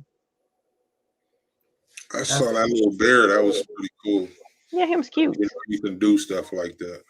It is neat because a lot of times people feel like, you know, they can't sew on a sewing machine, but like a little pouch like this that puts the doggy poop bags in, or chapstick or something like that, this whole thing, you know, is done on an embroidery machine. You don't have to bust out a sewing machine at all. So it's pretty neat. There's a lot of stuff that can be made on an embroidery machine, Yes. which is the other appeal for me to getting people into embroidery, to show them that you can do it. It's not just putting monograms on a shirt. Right. There's more to it, and it's not just embroidering hats. You know, there's a whole ton of stuff out there that can be done with the embroidery machine, Mm-hmm. crafting things. Through these comments, Mike, you got any questions?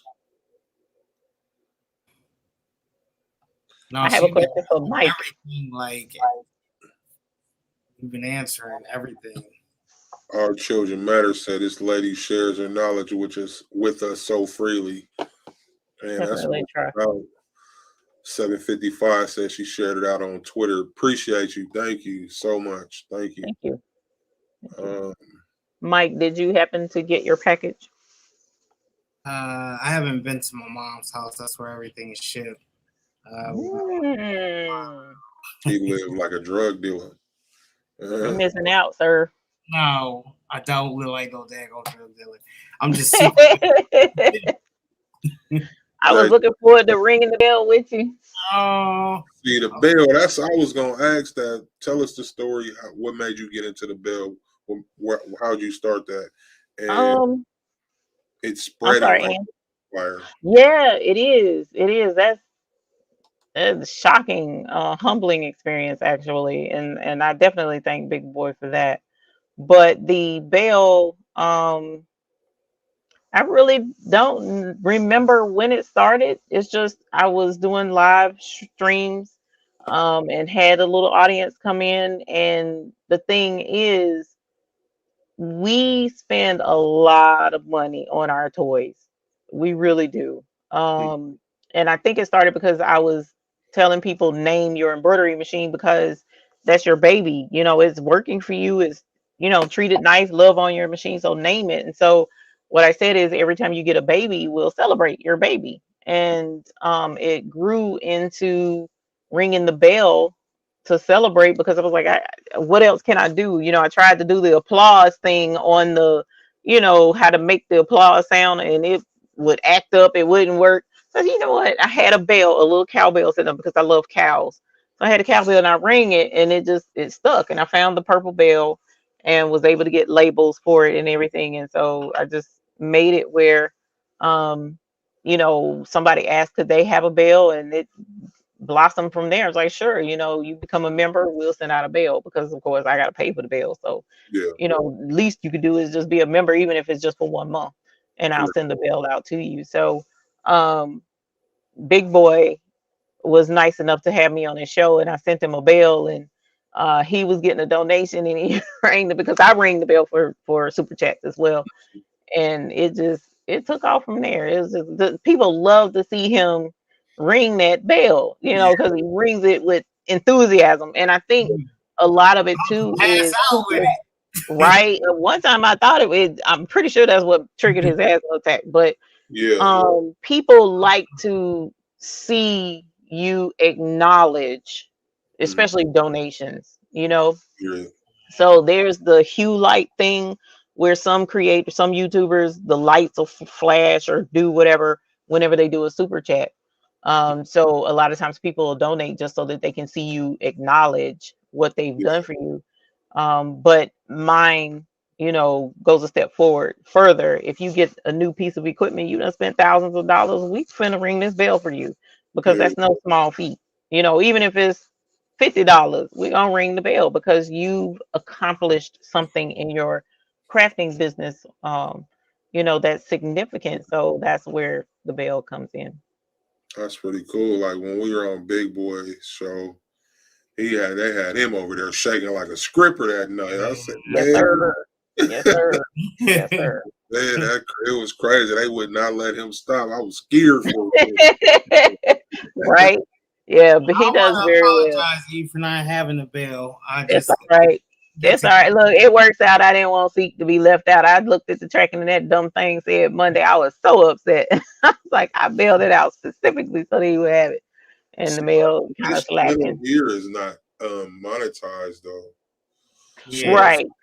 this It was channel, more a memento to thank you for being on the show. And my goal was when you do become monetized, hopefully we'll come on and be able to ring the bell for you because that's significant. You know, you guys have had a channel before that was monetized, if I'm understanding correctly, right? yeah, Yeah. So you're starting over. That's an accomplishment.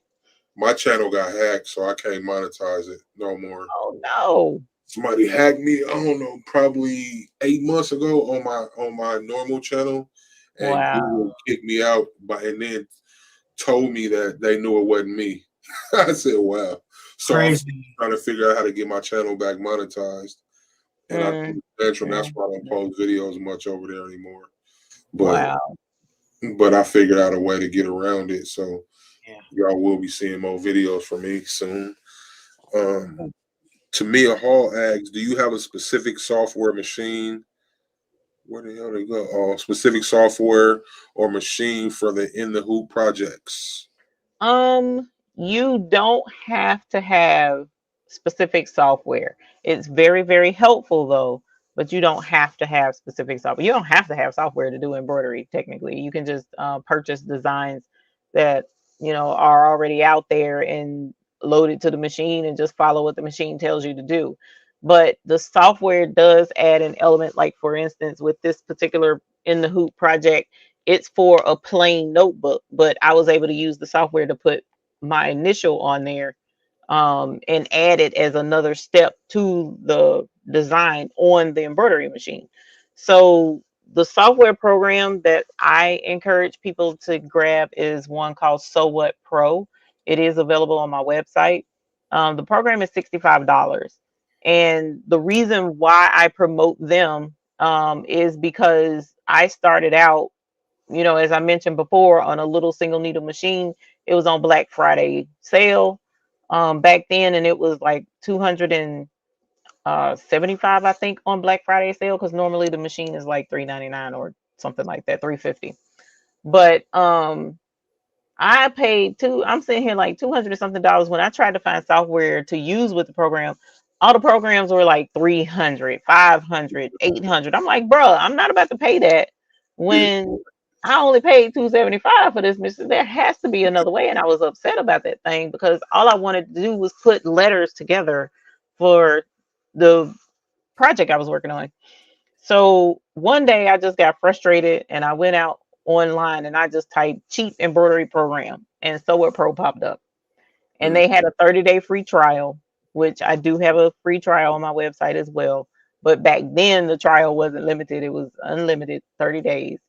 And when I tell you, I learned that program in 30 days and fell in love. And I was like, y'all had me when I was nothing. I'm gonna keep y'all for forever. There's other programs out there. Don't get into it. And they have some good programs, but So What Pro is very powerful for $65. So that's why I promote them. And then I reached out to them and was like, can I please resell this, or can I be an affiliate? Well, I didn't know what an affiliate was back then, but can I, just tell people about it? And and he was like, yeah, you can sell it on your website. I don't have a problem. So I signed the contract and been with them for 5 years. 5 years now. That's dope. And it's on my website. So thebabiesbooty.com. You can go there, download the free trial. If you decide to purchase it, then the code unlocks the free trial software and turns it into the full version. Say the would you say the name of it again? It's called So What Pro. So SEW, like the sewing machine, so, and then what? Like, so what? Who cares? So what, and then Pro. And that is not for digitizing. So that's another thing people don't realize with embroidery. There's buying a design that's already out there, and stitching that. And then there's digitizing, where you find a logo that you like, or you take your business logo and turn it into an embroidery design. That's called digitizing, not to be confused with graphic digitizing. But Sew It Pro does not do digitizing. They have a sister program called Sew Art, which is on my website as well. That one you can use to bring in an embroidery design and it'll automatically digitize it for you. I'm not a fan of that method, but it does work. So you could check that out. That's $79, as opposed to the program I prefer to use, which is Wilcom Hatch. That one is $1,000. But it is a very good program and it does work very well. So digitizing software can be spendy. The commercial version of Wilcom, I think it's called E4, is like $5,000-$6,000 for that program. So do you still do binky leashes? I can, but no, I haven't made any in a while. Mike, don't talk about no binkies, bro. Are we? This brother got 10 kids. He only I know. That's why you see my face. Are we on? Lord, there ain't no more children. Trust me. I'm done. You sure? Y'all both looked at me serious. The eye got you trying to tell us something here? I'm just saying, look, we had 6. So I'm just saying, I understand, bro. And I made sure they burnt that barn down before there was anything coming up out of this joint. But, you know, I understand things happen. Yeah. So no, I wasn't inquiring for that specific. Okay. Yeah, all things, brother. You should have left that one. Now you done jinx yourself. Babe, we need a No, I ain't no Jackson. We good. Everything Gucci over here. Little threads. Are you?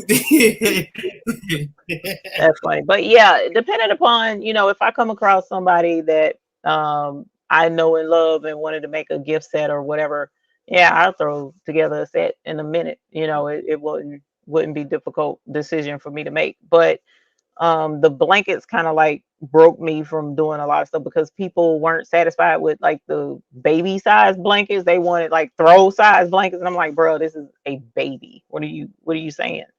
And that's more fabric, more space. I was like, you know what? I can't make people happy, and so I stopped doing them. so but anyway, I'm sorry, I cut you off. I'm sorry. No, you're fine. Go ahead. That was it. I just wanted to shout out for Tampa Barbecue Queens. She says she needs 4 more people for 300 subscribers, and she gonna shake her bell like a salt shaker. That woman that 4 more subscribers, just so we can see her shake it. And you gotta shake it like big boy do. No, right. I'm not. I wouldn't. I couldn't do it. I'd be like, golly. If y'all could head over there and help her out with them 4 subscribers, if y'all ain't subscribed to her right there. Tampa BBQ Queens, as is written. Yeah. I want some barbecue. It sounds great. On it right about now. Yes. Love food. You still do? Do you do any desserts or any popcorns or anything? Hey, I gotta turn this off for a second. I think I have an emergency. All right. Okay. I don't do well. I love to cook, so I'll cook some of anything.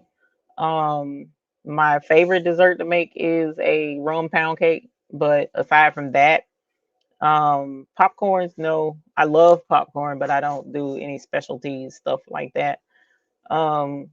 It was hard enough for me to focus on the little bit that I do here. And so now the way, because there was a time where I was like, I kind of want to do some cooking stuff and put it on my channel. But then I thought about it. I'm like, it doesn't go with the channel. So I felt like I would need to do a separate channel for something like that. And I don't have time for that. So I kicked that idea to the curb. But I do love to cook. And if it has anything to do with garment decor or in that arena, then I would add it to the channel and do something else. But yeah. So like I told my cousin, I'm not fat for nothing. I love to cook and love to eat. So pretty decent in there in the kitchen. Pretty decent. So y'all, we got to go into another commercial break. Our time is just going by. Great conversation. So let me pay the bills real quick, and when we come back, we'll do rapid fire and ask some more questions. Okay.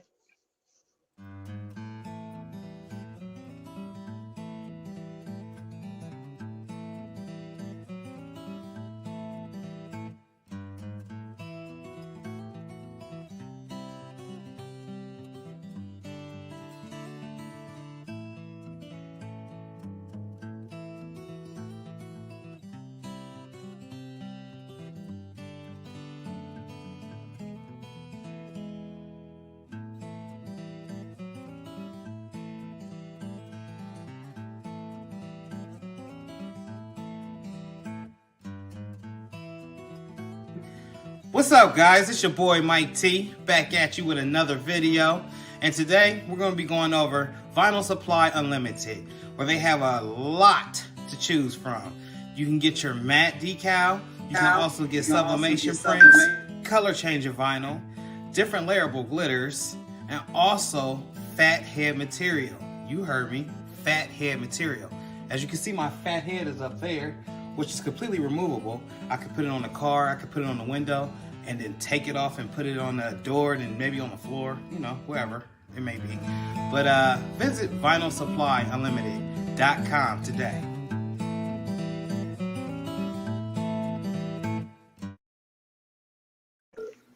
Shout out once again to VSU Vinyl Supply Unlimited.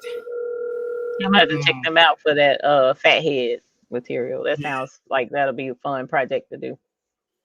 Yeah, I had a lot of orders for it, and then it just kind of slowed down. But it's like the print and cut stickers, and then you're able to put them on anything. Okay, cool. Without doing any damage. Is it sublimation or is it just print? It's just inkjet print. Just print it right onto your regular printer. Neato. I'm back. Somehow my wife just butt dialed me from work in 2021. I didn't even know they still do that. I can just hear her talking to the patient. I was like, because she know I be on live. I'm like, something ain't right when I get a call. Yeah. I appreciate that, 755 Media. How you doing tonight, Sketch the Design? Texas Finest, what's going on? Damn, that's loud. And Our Children Matter, thank you for the donation. Oh yeah. Appreciate you. I ain't got my bell, but ding. Thank you. What's a good embroidery machine to start out with? I really want to get into it, and I was discussing with my brother over there. And I'm like, every embroidery machine is 2 G's. Mm-hmm. What can I get? Okay, so the 2G thing is because of COVID, because there was a point in time where I would tell you definitely get a 5x7 embroidery machine. If that's what your budget is. I think at that time it was about $600 for that machine, 6 to 7, and that's a really good machine to start out with if your budget is under $1,000. You can do 5x7. Now there are some others out there that you can get a bigger size hoop for right at $1,000. But when the virus hit, you couldn't find an embroidery machine nowhere. So let alone a sewing machine. So now, yes, the price has gone up significantly. So what I suggest is, saving up. If you can do over $1,000, look for one with the biggest hoop that you can get, because a lot of times people get frustrated with the 4x4 because it's kind of limited to the little 4x4 size. Little patch, little head size. But it can make a lot of money. You can do left chest logos, because usually they're not over 4 inches. Usually you can do some things on hats. You can do monograms. You can do baby onesies, kids t-shirts. There's a lot you can do with that 4x4 embroidery machine. Don't get it twisted. So it paid bills for a while. Wow. So that you can do onesies with the Cricut too. Right, but that's vinyl or Rhine. Well, I wouldn't do Rhinestones for kids, but yeah, that's vinyl. I'm just playing. I was me being. Oh, you did say Cricut, didn't you? Shame. So you now if you can swing, you have a storefront, right? Yes. And a So lot of folks ask me for embroidery. So I want to hop into that, but it's just like I don't like financing nothing. me I either. like Yeah. to pay for it just flat out. And logically in my head, it's like I need that big industrial one that you got, not the commercial, because I got like football teams, I got AAU teams, I got spirit wear companies coming to me, and the money that I'm not making because I'm not Listen. happy. It's like So I will say this. Um, I researched a lot of industrial machines before I got into them, and they're pricey. So, like for instance, that 6 needle embroidery machine was $8,000. Um, but this embroidery machine is 15 needles. It's an industrial machine. It comes with double all of the hoops. It comes with a full set of threads for it. And that is right at $8,000. You have a lot of other industrial machines for, less needles, because I was also looking at a Tex-Mex, a Happy embroidery machine. It was 7 needles, and it was $8,000. So this one is industrial. It's a smaller company, but the man who owns and runs this company has been doing embroidery for over 30 years, and he was servicing embroidery machines for a great portion of that, on all different kinds and all different makes and models. And there's another kind of large name, has become a larger name embroidery machine company that they actually consulted with him before theirs kind of blew up and grew. So it's like you feed these people, but yours is, when people be trying to talk junk about, well, I don't know anything about red line, blah blah, but he's the brain. He was consulting with folks. They were consulting with him on what to do with their embroidery machine company. So I absolutely love Redline. It's a small outfit, so they answer questions, they get to know you. And the folks who have red lines generally love their red lines. So I'm gonna check them out. the price for what you're getting is phenomenal out of Mm. everything. But if you're in a storefront, it will pay for itself very quickly. Yeah. It will pay for itself. You have a storefront, you have the traffic. Like you said, you have people that are already asking you for those services. The second they find out you got that embroidery machine, you will not be able, you're going to be pulling long hours and stuff in your shop. And you just got all that space cleared out too. Oh, Yeah. go ahead on. So you got room. You can go ahead, throw 2, 3 of them up in there. For real. Feed them babies. Yeah. Well, So yeah, embroidery is worth it. It is worth it. Definitely. The investment. I can't wait. Uh, So But you, if you get around to it, just let me know and we'll help walk you through whatever you need. Even if it's not red line, we can still, consult. I'm gonna be annoying you. Trust me. he won't annoy me. Because I started out somewhere too. People had to help me too at one point. So that's not a bad thing. So can we head into this rapid fire? Of course. All right, rapid fire. I'm gonna ask you 4 or 5 questions. You can answer to your best of your capabilities. In this certain situation, you can only choose one. So, Okay. rhinestones or embroidery? made her think. Only because I'm like, are we talking about financial or fun? So if you're talking about financial, it would be embroidery. If you're talking about fun, it would be rhinestones.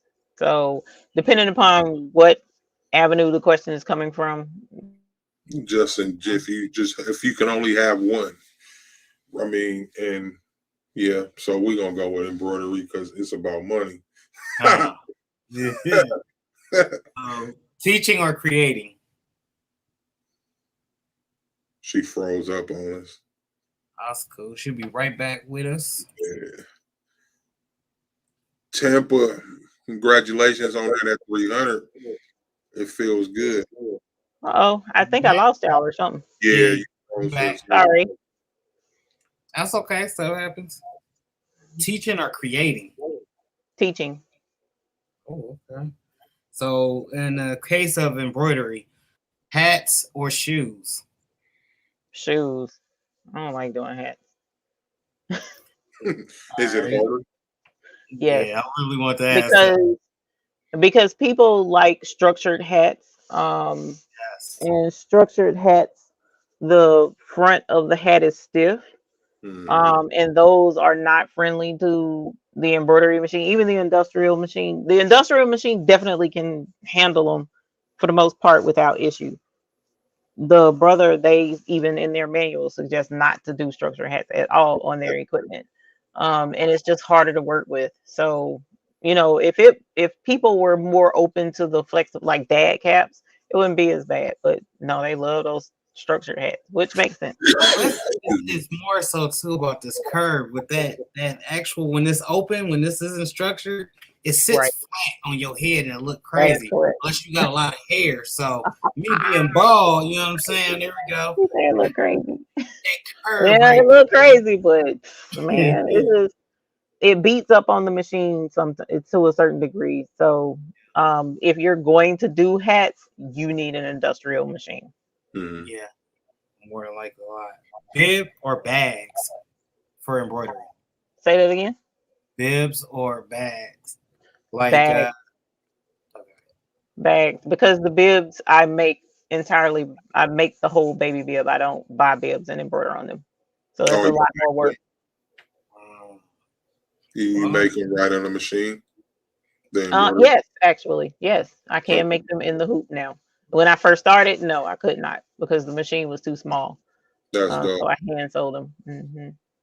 Thank you for answering the rapid fire questions. I greatly appreciate it. You're welcome. Where can we find you? I'm sorry. The easiest way is here on YouTube, the Baby's Booty / Charlotte. But I do have a website for the YouTube community. Specifically, I don't really like sell stuff on my website. So my website is more informational and community based, and that's thebabiesbooty.com.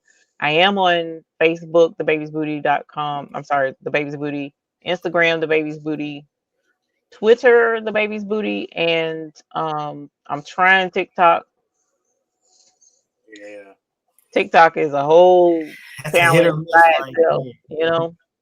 So if I could get it together, I probably could schedule out doing regular posts on TikTok and do better at it, but I don't have them scheduled out or anything like that. So I just want to show this. I just got this notification, Pink's Tees and things. Where's my camera? Oh, sweet. I love Clyde. She is the sweetest thing ever. You know what I'm saying? Claudia, thank you.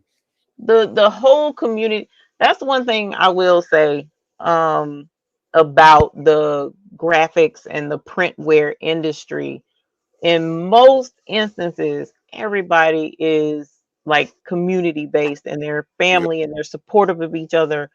There's some folks out there that's bent on competition and trying to outdo somebody or whatever, but for the most part everybody is really supportive and encouraging. Like Tampa Barbecue Queens, it didn't take but a minute, somebody go over there, y'all go support her. There's no hate, no pressure, no stress. So I definitely enjoy the business line that I'm in. I wouldn't change that for anything. Wow. So you got 45,000 subscribers on YouTube. Yes. How that feel? I mean, it's pretty cool. It is pretty cool.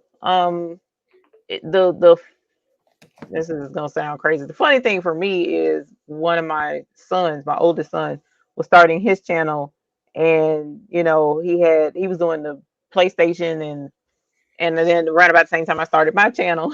So when I got to 1,000, and he was like, "That's not fair." I'm Yeah, like, "My bad." I mean, I don't know what to tell you, but at 45, it's still home. It's still, I love to teach. I don't let that go to my.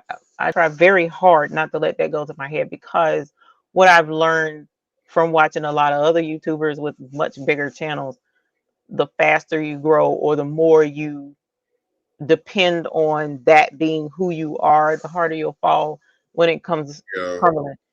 So it can come, it can go, at any moment, and then what?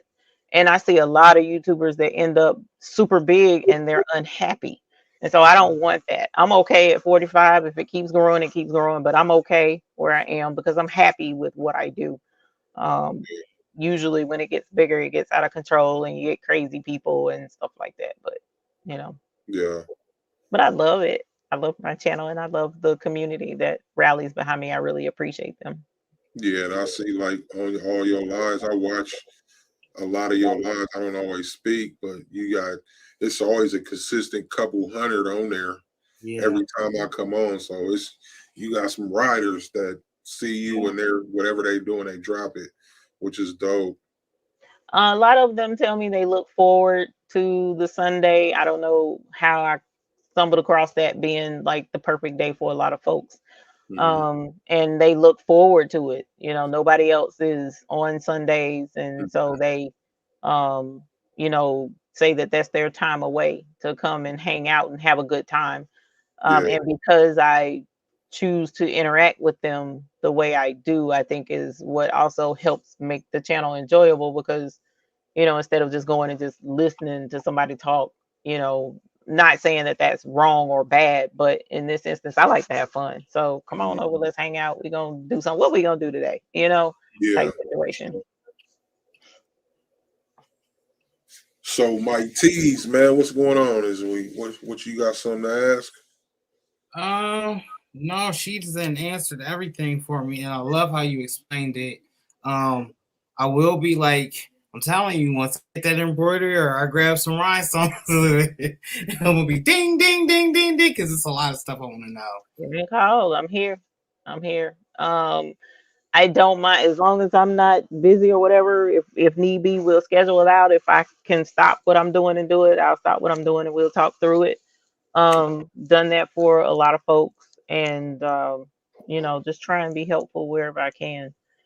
So it's like I said, I remember I started out somewhere too, and I had folks that was willing to let me call them as well. So call on them rather, email them, text them, whatever the case was. And I've created quite a few folks that are like family, where I keep in touch with them. And, like the lady I was telling you about earlier, even though I haven't heard from her and need to reach out. But at one point, she would call me regularly, telling me about the kids and grandkids and all of that stuff. So, and there's quite a few folks that I've come, pretty intimately known with them. And it's been an awesome journey. It's been really cool. I It's can been see really it. I cool. can see that. Hmm. Man, so I just got to remind y'all new folks out there, man, we do this every Tuesday, every Saturday, and sometimes we pop up during the week. You never know who's going to come. Y'all subscribe, like, comment, tell a friend, and tell a friend about Squad Creators Podcast. We have a So, lot of great guests, just like Eve down here. She's period. Thank you. Period. dropping gems since she came through the door. And Thank you. I always got to show this so y'all could see. I really do be taking notes. I don't care what nobody said. I'm like, you be looking down a lot. But I'm writing down much needed information. That's why I always say grab your pen and your pencil. Never know what you're gonna learn. That's true. That's true.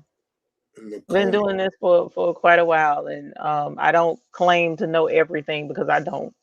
But if I can research it or try and figure a way to try and help you or refer you to somebody who I know knows the answer, I will. Because we all got to work together out here at this point in time in life. mm-hmm. That part, for real, for real. I gotta read this. Hope I'm not butchering your name. Nakomi Butler says, "Anytime Eve is on and I know it, see it or remember it, I will be there. I just enjoy it." Thank you. That's what I'm talking about. That's dope. Thank you very much. It is. It is. It's like I said, it's a family. And It that is. for me means more than anything. Because, money comes and money goes.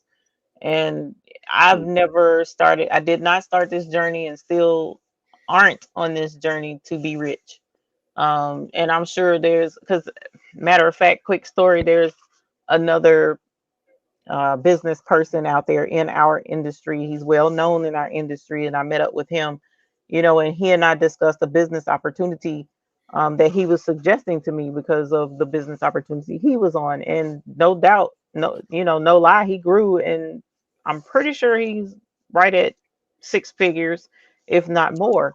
But the business avenue he was pitching to me, it made sense and it would have fit my brand and I probably would have done very well. But the headaches that would have come with it, I'm not for that. I'm happier. I've been happier in poverty than I have been with six figures in my, I understand that. It's the truth. So I wasn't ready to take that type of step. So there are some who come on or they tell everybody, you need to do this and you need to do that so that you can make that money and whatnot, but only if that's what you want to do. I'm not Yeah. one for that. So That's like me and Mike. We don't do this for money. Like this time we put in and people we bring out, this is we got a sponsor. We make a little bit of money or whatever, but this for the most part, this is for the community, for the people. right. And like I understand, like being broke, sometimes you have your best times. Mm-hmm. I'm not saying we broke or nothing, but I mean Yeah. from these heat presses in general, you know what I mean? But just like you can find in poverty, you be more creative. Mm-hmm. You know what I mean? You're absolutely correct because you have to figure out how to get it done. Yeah, As a matter of fact, a lot of the inventions of the products that we use were out of necessity because they were like, there has to be a faster, better way to do this. period. That's one, like, for the best uni tends to do that. She will, Yeah. She'll figure something out and she'll be like, can I do this? I wonder if I can, let's try this. I love that because that's where Yeah. a lot of these genius ideas come from is from someone who took the time to try something, Yeah. instead of doing the cookie cutter thing. I absolutely love that with her. Yeah. Very proud of her for that. Yeah, she's dope too. Erica Sinclair said, "This is a great podcast. Thank you. Appreciate you." Keita Blue said, "Great show." Johnny Jimerson said, "We'll follow Eve wherever she goes. She's always leads you to the best." Thank you. I appreciate it. I'm glad she called us the best. That made me smile right there. Thank you, Johnny. I'm just no. Now you had mentioned something before the show, and I would like to show you and then finally give you my take on what team I'm on. But if you would like, if I can figure out how to change the camera, I can show you the equipment that I have. Whoops, wrong thing. So let me see if I can figure out how to change this to this other camera. Over here, I got my Cricut set up. Let me see. I SpaghettiOs, told you it was gonna be some bad news. I already knew it. Look, you remember that commercial? SpaghettiOs. So this is, of course, the Cricut. This is one of the Cricuts, and I got the rulers sticking out from them because when you do the long mat, they flop down. So I saw this hack on TikTok. I thought that was pretty cool. So it keeps my mat straight as I'm cutting. But that's one Cricut, and of course my studio is messy right now, so forgive me. That's my L1800 DTF. Yeah. I need. Right, and I think I named him Hercules, but I can't remember. I'm pretty sure I named him Hercules, but I can't remember. And then over here, down here, I have another Cricut. This is my first Cricut, the Explorer One. Mm-hmm. Okay. So I have that one, I have this one, and then over there, down in the bottom right in that area is a Brother Scan and Cut. I don't really use it very much. I bought that because you can use a scan and cut without the computer. You don't need a computer to cut anything with that. Huh. Didn't know Wow. that. Scan and cut is pretty cool for that. There's a Yeah, lot of info on that though, huh? That scan and cut. say what about the scan and cut? It's expensive though. What about scan and cut? I was saying there's not really a lot of information out on that though. No, it's not. It's not. That's kind of like scan and cut. I want to say is like a cult following. It's not a cult, but of course, it's like if you know the scan and cut and Yeah. you rock with brother, then you gonna get the scan and cut. Yeah. And it's not really known in a huge arena, but there are a lot of folks who have it though. You got. And then I got the extra wide oven for DTF, and then of course the heat press. Look at that printer And over from there. Big Boy, y'all are familiar with Betty. Okay. Yeah. So Betty is sick right now, unfortunately. So we gotta get Betty some new ink cartridges because for whatever reason the cartridges that I bought 4 months ago stopped reading.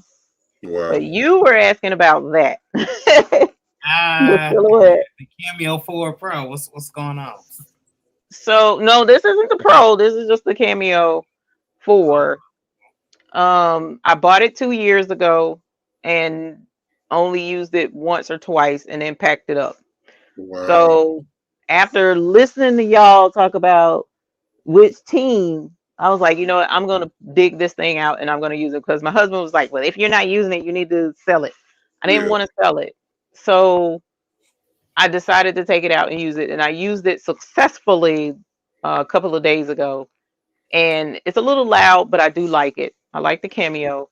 Um, the main reason why I wanted to keep it and try it again is because I'm pretty sure I'll be able to do scan and cut with that. Whereas with my Cricut, my scan and cut feature is broken. Oh, So I need to be able to do scan and cut and have been unable. So as far as I'm concerned with what team I'm on, I have decided that I'm not going to rep no team because each piece of equipment has pros and cons. period. You can't, there is no perfect machine. As a matter of fact, as I was telling Mike, a friend of mine is talking about, having me come pick up the Graph Tech from her because she doesn't use it and she doesn't want it.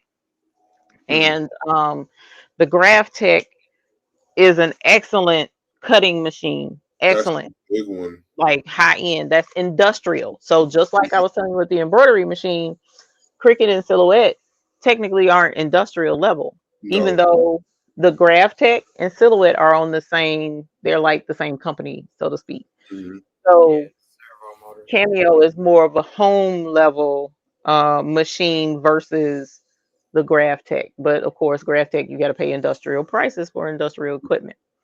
Mhm. So I'm looking forward to getting the Graph Tech, but the Graph Tech doesn't do scan and cut. No. So how am I going to do scan and cut if the Graph Tech doesn't do it?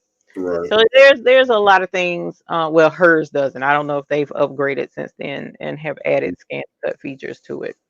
So Mhm. we'll see. But I'm like, it's no point in me saying Cricut is better than Silhouette, blah blah, because Cricut is excellent when it comes to beginners and doing a quick project. You don't have to think too hard. You just pop in what you need, cut it, and go on about your business. It's super cute as well. And it's a pretty popular brand. Whereas Silhouette is excellent for if you have something pretty detailed you need to do. You need to change up a design, pretty complicated design, and get it done just so and whatnot. Silhouette is excellent for that. So you have your pros and cons, but at the end of the day, they all cutting machines. I got a new one I like to add to your list about Cricut. Mm-hmm. Cricut has a lot of bullies. Mhm. They like to bully me all the time. I had a death threat on TikTok about something I said Yeah, you about did. a You Cricut. did. The lady, Are you like, serious? yeah, like Yeah. she threatened Real me, and I life. don't mess with y'all and Cricket. Y'all crazy people. Y'all be bullying me. Wow. You see how they be bullying me in his comments? Look at all these Team Crickets in the comments over here.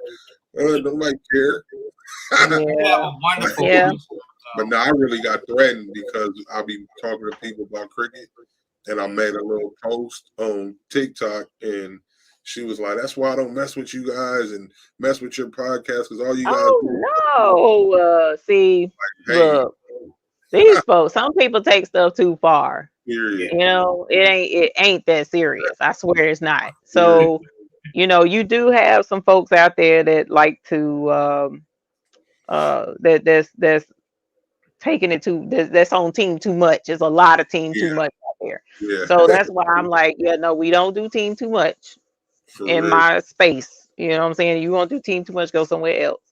We are lighthearted, we have fun, we joke around, messing with y'all and ragging y'all about the Cricut and Silhouette thing.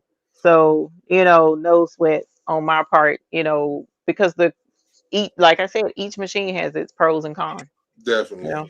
Like I keep So telling people, like I really don't hate cricket. It's just fun and games. Yeah. You yeah, know. it is. It is. It's just something to be silly about and have a good time, you Mhm. know. So, but aside from that, the embroidery aspect, I don't have my single needle machines in here. I had to store them outside of the studio, but I have my industrial machines right here. That's So nice. this is the red line. And as I mentioned, it's whoops, sorry, it's 15 needles.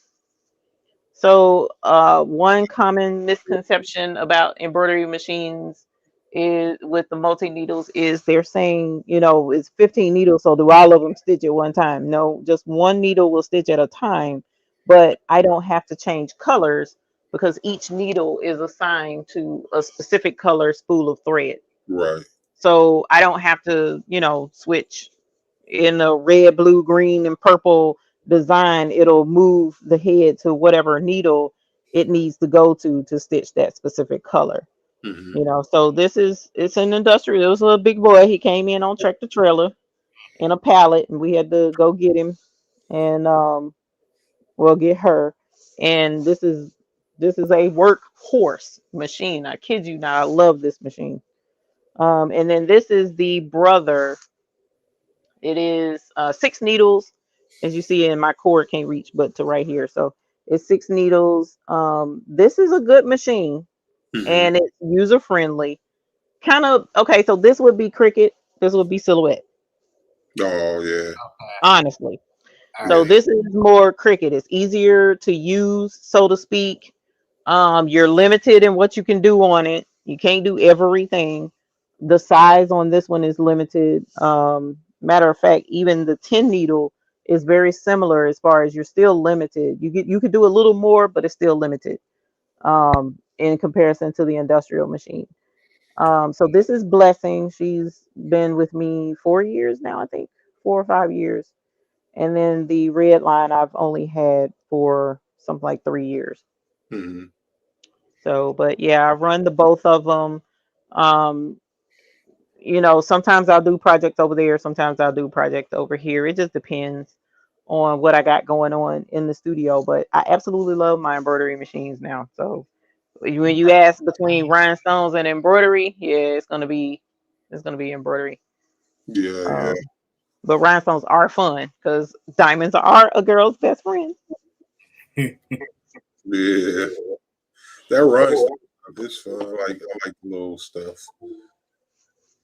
Yeah, the rhinestones are fun. I think you'll like them. I think you'll Yeah. like. Pink's teas and things that I have Eve to thank for inspiring me to get started in DTF. And she is killing them over there on that DTF right Oh, now. man, you ain't know. That's my girl. I'm so proud of her.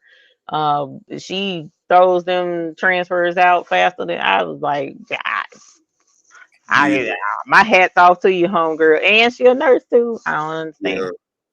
But I'm sure it has a lot to do with organization, GIT. She don't need the GIT challenge. She got it together. Yeah, she So, yeah. you know what I'm saying? She don't need that. So that's, I'm sure, what helps. But man, she be throwing the transfers out like candy. Yeah. Sonia Siegler said, I was not even interested in embroidery, and I stumbled on Eve's page some time ago, and I just love her energy, and I have been following her ever since. She's the best. Thank you. Thank you very much. I appreciate that. I like to have fun. So Yeah. try and promote that energy with everything that I do. It's enough depressing stuff out here in the world. We need to, you know what I'm saying, just make it as lighthearted as possible. Period. That's real talk. Keita Blue said you can send it back to Cricut and they'll fix it. Call them at the baby's booty. I tried that. When I got up with them, they said, now you are talking about my Explorer that didn't have print and cut. When I called them, they were like, oh, now see, that would be a reason why I was 18 Silhouette though. But she was like, oh, let's try this. Let's try that. Let's try this. Let's try that. And this was like 2 years after I bought it. And because I've had it 4 now. And when I tried everything, she was like, oh, so it's broken. You just need to get a new machine. And I was like, okay, so she's no, you're out of warranty. Bruh, it never worked. I've never used the scanner. I didn't know I could do. You know what? Whatever. Whatever. Okay, fine. My Cameo 3 has never done the cut. Scan and cut. Yeah, I've never been able to do it. I just bought a Cameo 4 that's still in the box. I've done it. I do mine all the time. Like, yeah, this one never worked. And then I got this 4 I haven't even hooked up yet to even try it. I don't want to let go of my 3. We've been riding this out for a few years now. I mean, like you saw, I still got the Cricut 1. So I don't plan to get rid of any of my cutting machines, even if I do go grab that Graph Tech. I don't plan on getting rid of none of my other cutters. I mean, at the rate it's hard. But at the rate we're going with this shipping and all that, you don't want to let go of nothing. Like right.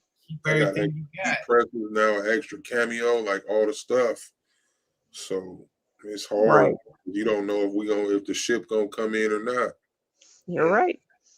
And I also like the flexibility of being able to teach from either one, you know. So especially in the Rhinestone class, I get a lot of silhouette questions for the Rhinestones, but I was teaching from Cricut because most people don't realize they can use the Cricut. So I didn't prepare to teach from the silhouette. So at some point I'll have to make a silhouette class, but for right now, all of the cut machines will cut rhinestone templates. When I win Patrice's Cricut giveaway, Team Cricut too. Are you gonna have to remake that shirt? Yeah. Now I didn't even bring up the StarCraft. Have y'all seen her video with the StarCraft, right? Because that's a whole nother cutting machine. Yeah, it looks pretty cool too. Yeah, I saw that last week. I think it was. It looked like a decent machine, but we ain't going all over there. That one I ain't gonna talk about because I have no idea. I don't know nothing about it. Right. I've seen it in her videos. We have to do some due diligence on it. We're gonna have to figure that out, find out what's going on with that one. I ain't seen nobody. Right, 2 people. I looked into it. For me, I think if I had the choice to spend that much money on a cutting machine, I would probably do the Silhouette Pro because that's 24 inches as opposed to the StarCraft still not being 24 inches. Not yet. You don't have to waste your money on you gotta upgrade that. He got that Pro. That Pro. That Pro is nice. No, it's nice. It wasted about 5 yards of vinyl one night, homie. Yeah. Yeah. We was on the phone talking. That thing wasted so much vinyl. I was like, good Lord. Why did it waste vinyl? It just got buzzed. It was cutting into. I had I got the big rolls. So I had it hooked up. And it was feeding through, and I thought it was cutting. Me and him talking. I get up to go check it because it's been a minute. It was cutting. I had to do something like 30 shirts. construction shirts. I get up and the houses is overlapping on each other. And I'm like, Yeah. how is that? And I had it perfectly lined on the mat on the actual program, but Yeah. it didn't only happen once. That happened like 5 times to me, 5 different times. Then we Yeah. Oh had, no. yeah. That sounds like a firmware issue. Yeah. The only thing, and that's the thing. Right now, they're trying to fix it, so it's kind of. I think it's messing with all the whole program in itself. You know, as far as that bug or whatever it is that's in there. See? And that's the kind of stuff that makes me say, okay, repping, you know, this click or repping that click. You know, bro, you got issues all because Cricut is notorious for going down when you trying to work on something. That's why I'm so glad they switched where now you can do work offline, because at one point you could only do anything online, and I hated that. You know, so for the longest I didn't like Cricut for that reason alone, but it was what I had, and so that's what I used it for. Cricut is a household name. It is. Yes. Well, no, even a vinyl. I don't know how. Do you use a vinyl? No. Hot garbage. No. Oh. Walmart. I go to Walmart. You look on our TikTok. I did a video. It was so much Cricut vinyl. It was on sale too for like it was there for so long. It was on sale. It was only like $5 for like a 5-foot roll or something. And then I went back, went to the same place. Like 3 weeks later, the vinyl was still there, and eventually it just disappeared. It was it couldn't even sell on clearance. So my whole thing on that is when I can go to my vinyl supplier and buy, you know, the super large roll for less than what these folks is paying at Michael's and Hobby Lobby and Walmart. I can't do it. I think I actually broke down and bought vinyl from, where is it at? I bought vinyl from Hobby Lobby, I think. I can't remember which one it was. And I was like, man, never again. I don't care what kind of price I'm just going to have to be late with the customer's order or something, because that was crazy. That's too much money. Yeah. They getting over on these folks. Making us killing. By far. I ain't rock with that. Nah, we don't use the vinyl. I heard that. T. Johnson said, I heard there were problems with the Pro. Definitely problems. Janie Bell said, hi, Eve. Hey, Janie. Welcome. Thank you for joining us on the Squad Creatives podcast. We appreciate it. And we're here every Tuesday, every Saturday. Tell a friend to tell a friend. Come subscribe, share, and all that. And sometimes we pop up during the week, and you never know who's going to be here. Yeah, you guys had some really good power players. I enjoyed the show last night. No, was it night before? Thursday, Big Print. That was pretty deep. That was pretty deep. That brother's story is amazing. If y'all didn't catch that replay. Yeah, definitely. Dawad Muhammad from Big Print, arguably the biggest black-owned print company in the country. Here Thursday, y'all go catch that replay. It was deep. It was all heat there. Super gems. We've been blessed to sit down with some people, and we've sat down with some of the biggest people. We still got this month we got to line up for the rest of this month, all the way through January. Some hitters in this industry. I think next week, who we got? Angelo again? Yeah, next Thursday or Thursday, one of the two. We have Cosmos coming back talking about his DTL printers and ink coming. And we got a lot of big people coming. But it's a blessing to have y'all to have all you guys come on here and sit with us. I'm humble because I started out in my bedroom. I didn't even start out in my bedroom. I started out with my heat press on my kitchen cabinet. And you watch old videos, you'll see me pull out a bag of mixed vegetables for some cold peel vinyl. Yeah. And, and then to be able to get on this podcast and talk to y'all great people, that's really staples in this industry. I'm humbled, and it's really a blessing. Appreciate y'all like that. Like All of y'all. I appreciate the fact that y'all even thought I was worthy enough to be on here. That's a blessing in and of itself. All your knowledge in embroidery and as deep as detailed as you is, you in that spot because you bless us with knowledge and valuable information that we need. You know, a lot of folks gatekeepers. So, like I tell folks, is because I messed up a lot, so I know how to keep you from messing up. So wasted fabric, wasted thread.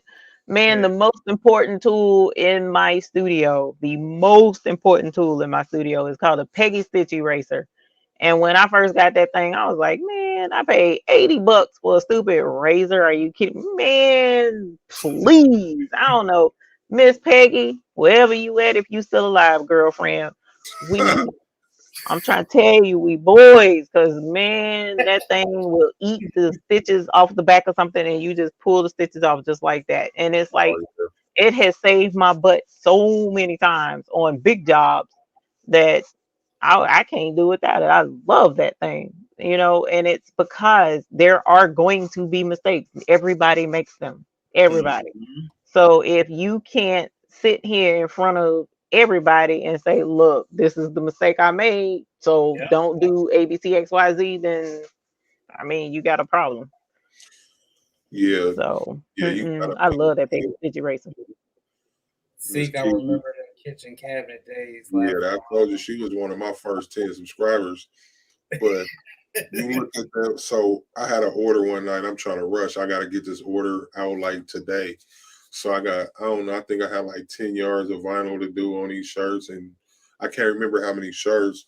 So I'm doing these shirts and I'm in my kitchen. Throw them on the counter, throw them over, boom, boom, boom. And when I get done, I got butter on like 5 shirts.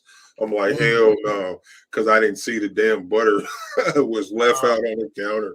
And they all got stains on them. So I got to run back, or I'm pointing this way, but it's actually that way. But run out to G&X and get T-shirts and then try to get these shirts done. And then, so I had this 10-roll. It was gold vinyl too. So I had like 10-yard roll of gold vinyl, and by the time I'm done, because of this butter, I got like this much left on this roll. I'm like, man, it was just a rough day, rough night. It happens. It happens, and it is not hard to miscalculate vinyl either.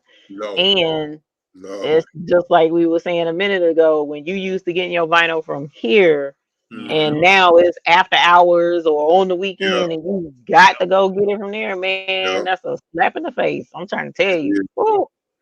But really, you do what you got to do to keep your customers happy in most instances. So, period.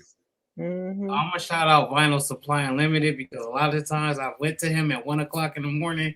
Believe it or not, you know, he live in Massland, which is like 25 minutes away from where I stay at, and I've had to go to like crazy times to fulfill some of these jobs.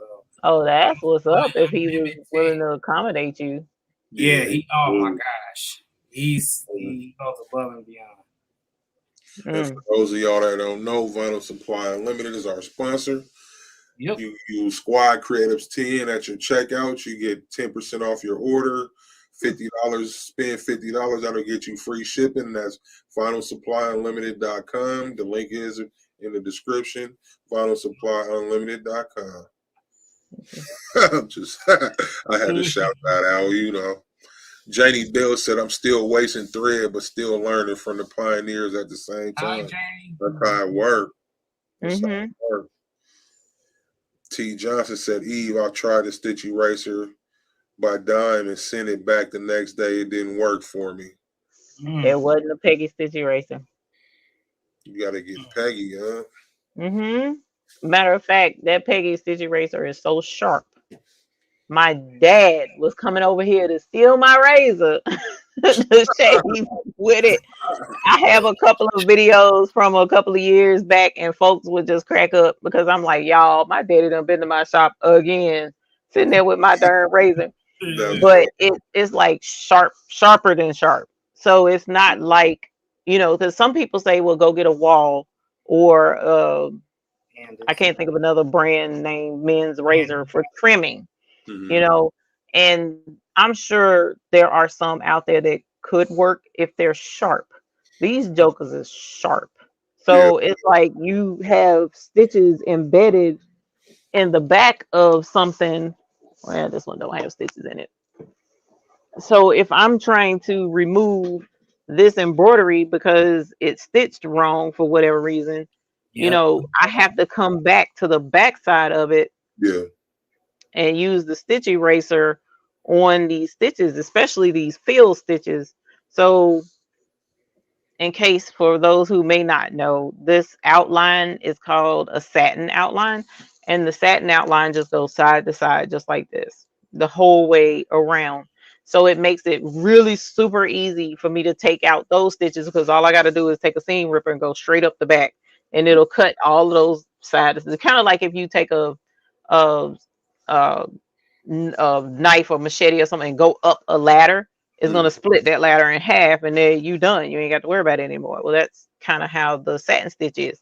But these fill stitches in the middle, they're a lot more dense, and there's a lot more to them in this area. And so you got to shave these jokes, and you got to work really hard to come on, get off of me, get on that. You got to work really hard to get those stitches, cut out of there. And a seam ripper by itself is not going to do it.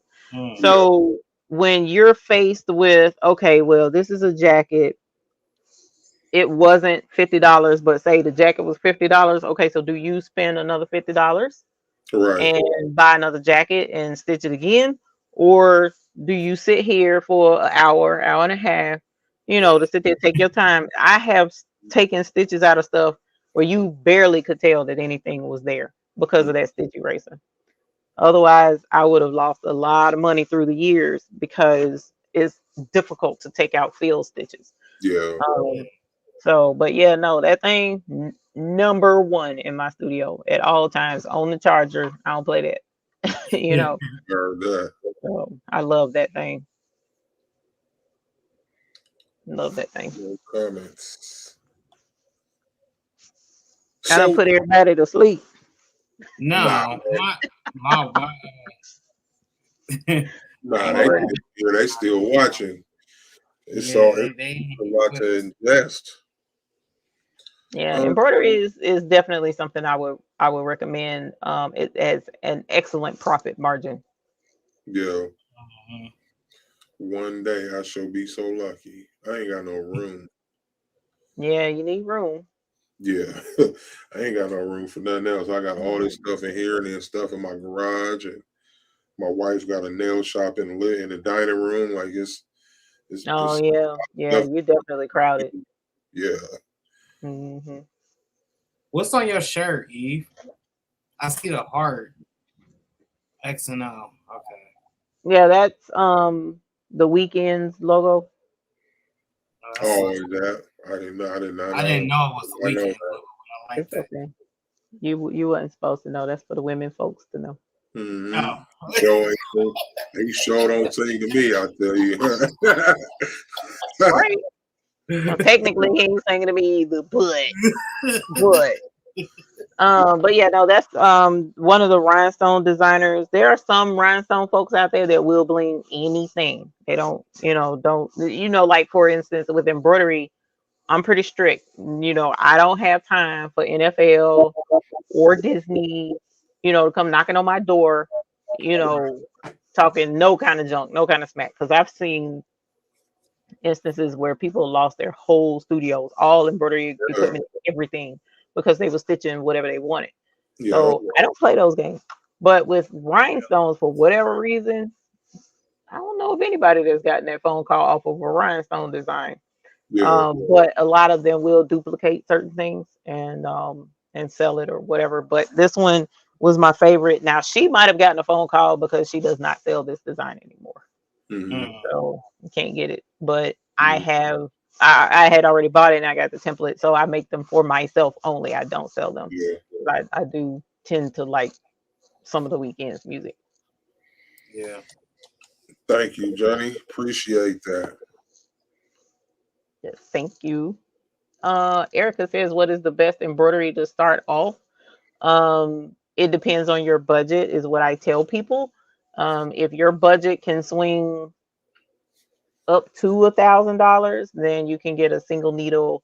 I would suggest Brother 5x7 embroidery machine, because you don't have to worry about a lot of size restrictions. There's still some size restrictions, but they're not as stringent as the 4x4.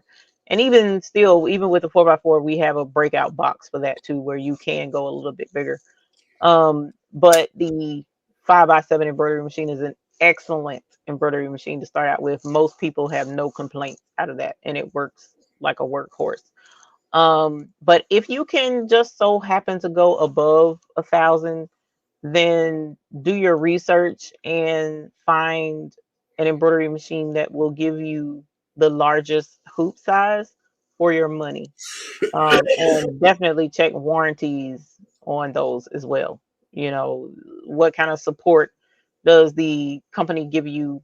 You know, for instance, I know one company in particular, if the machine breaks, you got to ship it off to them to get it fixed in Wow. 2 weeks or whatever later. Right.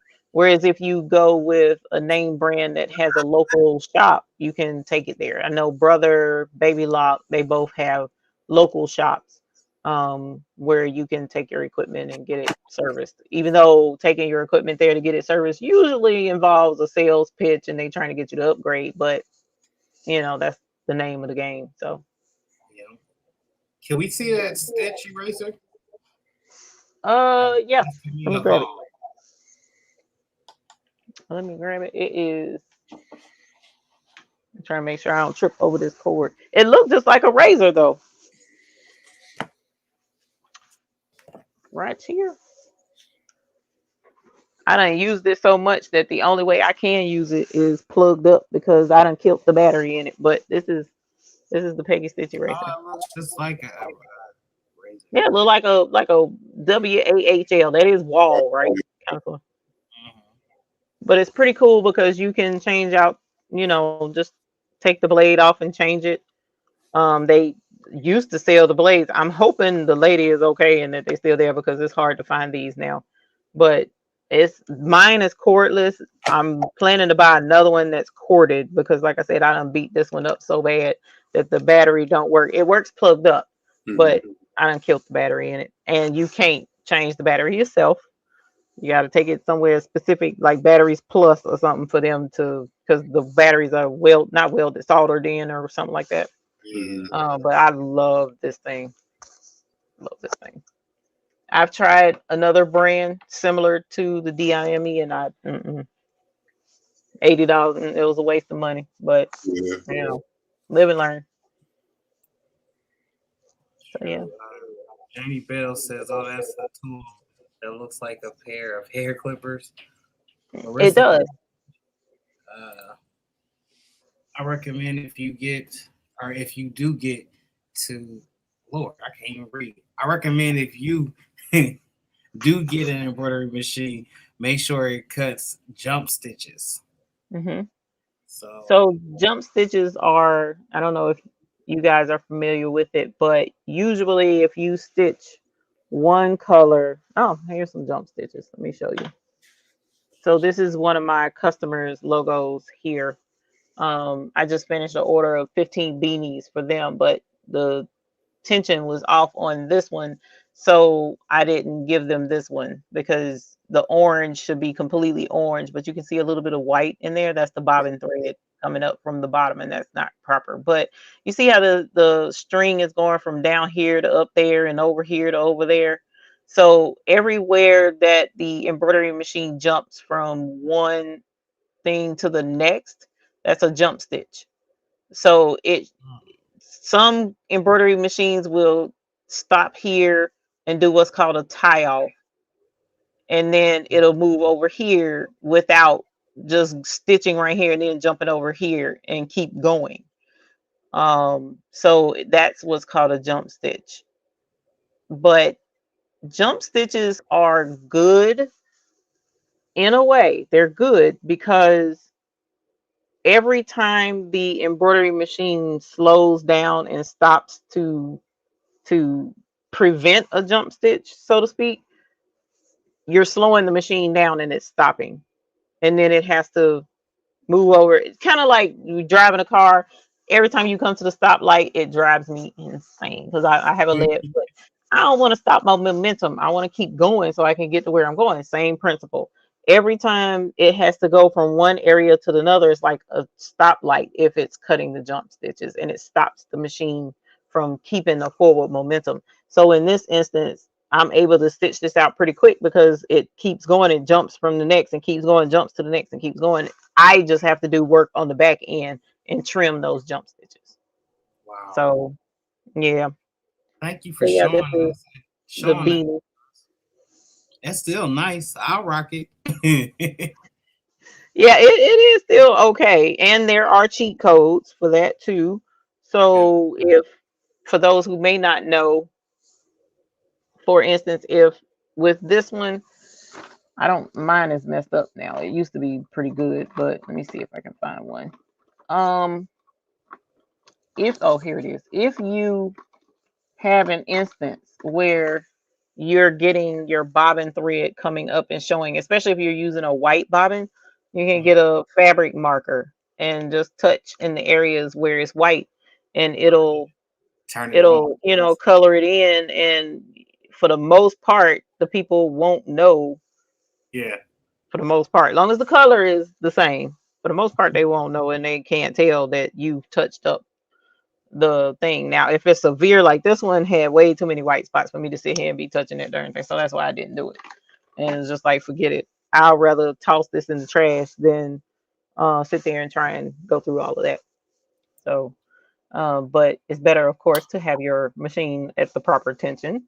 But in the event that it's not, you can get fabric markers to touch up the embroidery, as long as they're fabric markers and color fast. Yes. Emphasize on the fabric marker, not the regular wash marker. That don't work. Not Sharpies. Sharpies don't work. Get Sharpies. No, do Well, not get a Sharpie. Well, they have fabric Sharpies. They actually do have. They're called washables or something. So I forget what they call it, but they do have Sharpies that would work, but it has to be that specific kind that says fabric Sharpie. Well, thank you. You're welcome. This has been wonderful. I got a whole bunch of information, and to everybody that's out there, seek right there. Sorry, my internet tweaked out on me. Mine did too earlier. Look, Mike, hope you ain't next. Right. See macaroni. See, since he says macaroni, it then adapted to it. It's cool with that name, but they talking about it. I promise. Everything's all good. We good. Macaroni. That's cute. But yeah, thank you. I appreciate it. It was fun. Gems. Mm-hmm. Yeah, you definitely did. Thank you. Appreciate it. Now you make me want to go get me an embroidery machine one day when I get an embroidery machine and a bag of rhinestones right now. I don't got the rhinestones. Oh yeah. And as soon as I can get things together with my supplier, I just have not had a free moment to do that back and forth with China, because you know their hours are opposite hours. Yep. So it's like trying to stay up and communicate and all of that jazz. And I think they're ahead of us or something. But even still, then deal with the shipping and logistics and all that jazz. Hopefully I'll get that worked out, and then I can be like, what kind of bling you need? Got you. Yeah. That's the plan anyway. Get good money off of it though. Yeah. But I'd much rather y'all have fun. So you know what I'm saying? I'm not out here to get rich, because I could do warehouse status and be like, you know, I'm just gonna stock supply rhinestones and make a kit for what? You know, it's just that's something else I'll have to worry about. Something else I gotta inventory, something else I'll have to, you know, make sure that the shipment comes in on time and pay warehouse fees, and that's not my speed. It just isn't. So I use what I have and make the best use of what I have and have fun with it, and I'm okay with that. I'm okay. You got to. Yeah. You have to do that, especially if this is something that you love. If it's not something that you love, and you doing it, you end up hating it and hating the time that you wasted. Right. And I was headed in that general direction at one point in time with my embroidery because it wasn't, it was more headache than it was fun. And that's where I don't ever want to be again. So no, I'm okay. Just doing just enough and I'll be all right. I'll be all right. Marissa Dandridge asks, what fabric markers do you use? Mine actually come from the thread company. One of the thread companies I buy from is Madeira. You have to have a business account with them though.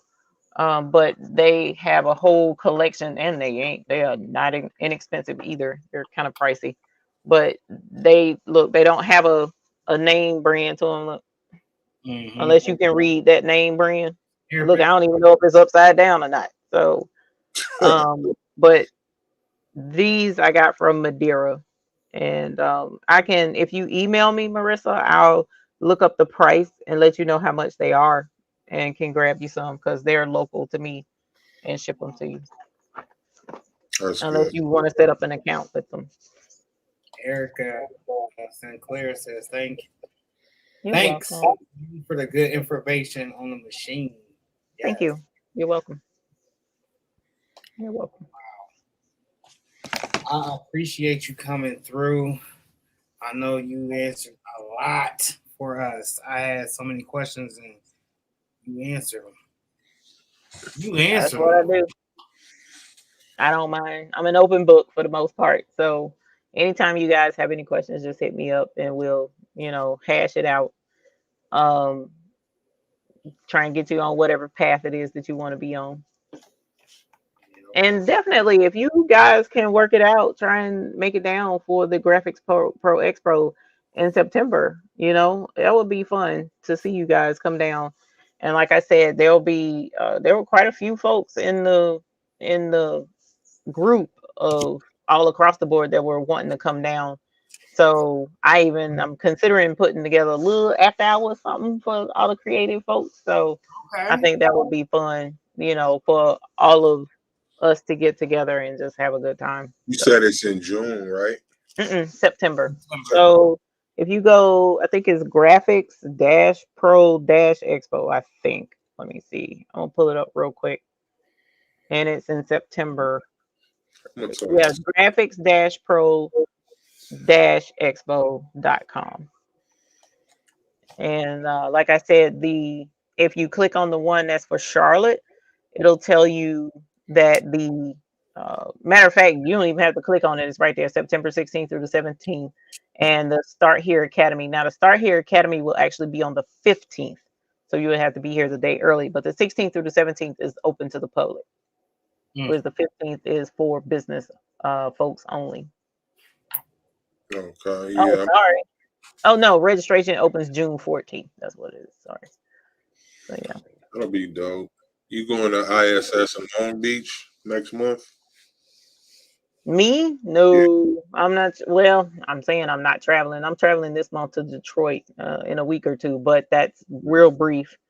But no, I haven't been doing very much traveling outside of my local area. I feel it.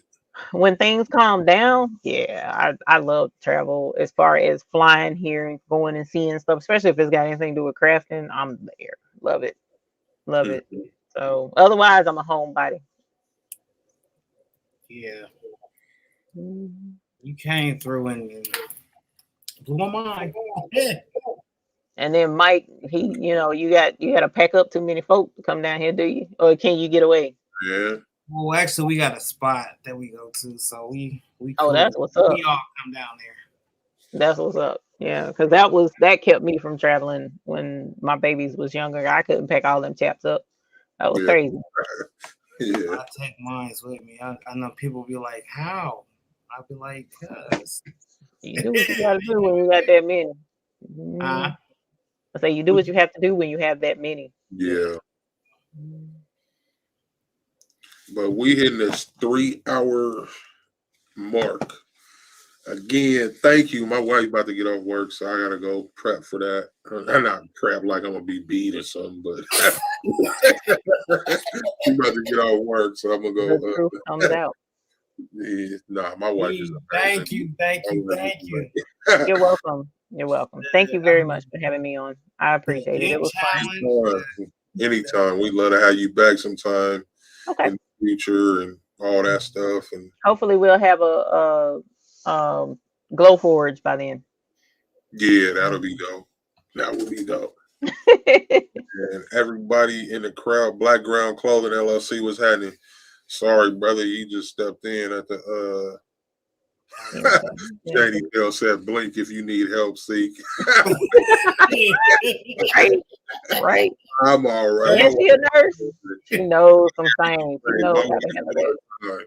It just like, go figure out what we gonna eat and all that stuff, because I always wait to eat my dinner when she get off work. So that type of stuff. Watch some TV maybe or something. I don't know. Hey, what's that shirt say? What you got on your shirt, see? Still king to the throne. Yeah. That's fire. Still king. And that's why, because you wait on her to come home. Hey, T-shirt man Los, if you're still there, bro, appreciate you once again. This has been a wonderful show. I learned so much. A lot of times I got caught up. I couldn't even speak. I was just listening, trying to soak it in like a sponge. But yo, thank you. It's about time for us to go. And if you haven't, please go subscribe, hit that like button, tell a friend, and tell a friend. We do this every Tuesday, every Saturday, and we might pop up during the week. Appreciate y'all for tapping in. Eve, again, thank you. This was a great one. Another one. This was going to be in the greatest hits, as we progress. Appreciate you. Thank you. Yes, sir. Thank you. All right. Y'all have a good night. We will see you Tuesday with Cab Customs Tuesday. Nice. I think it's Angela.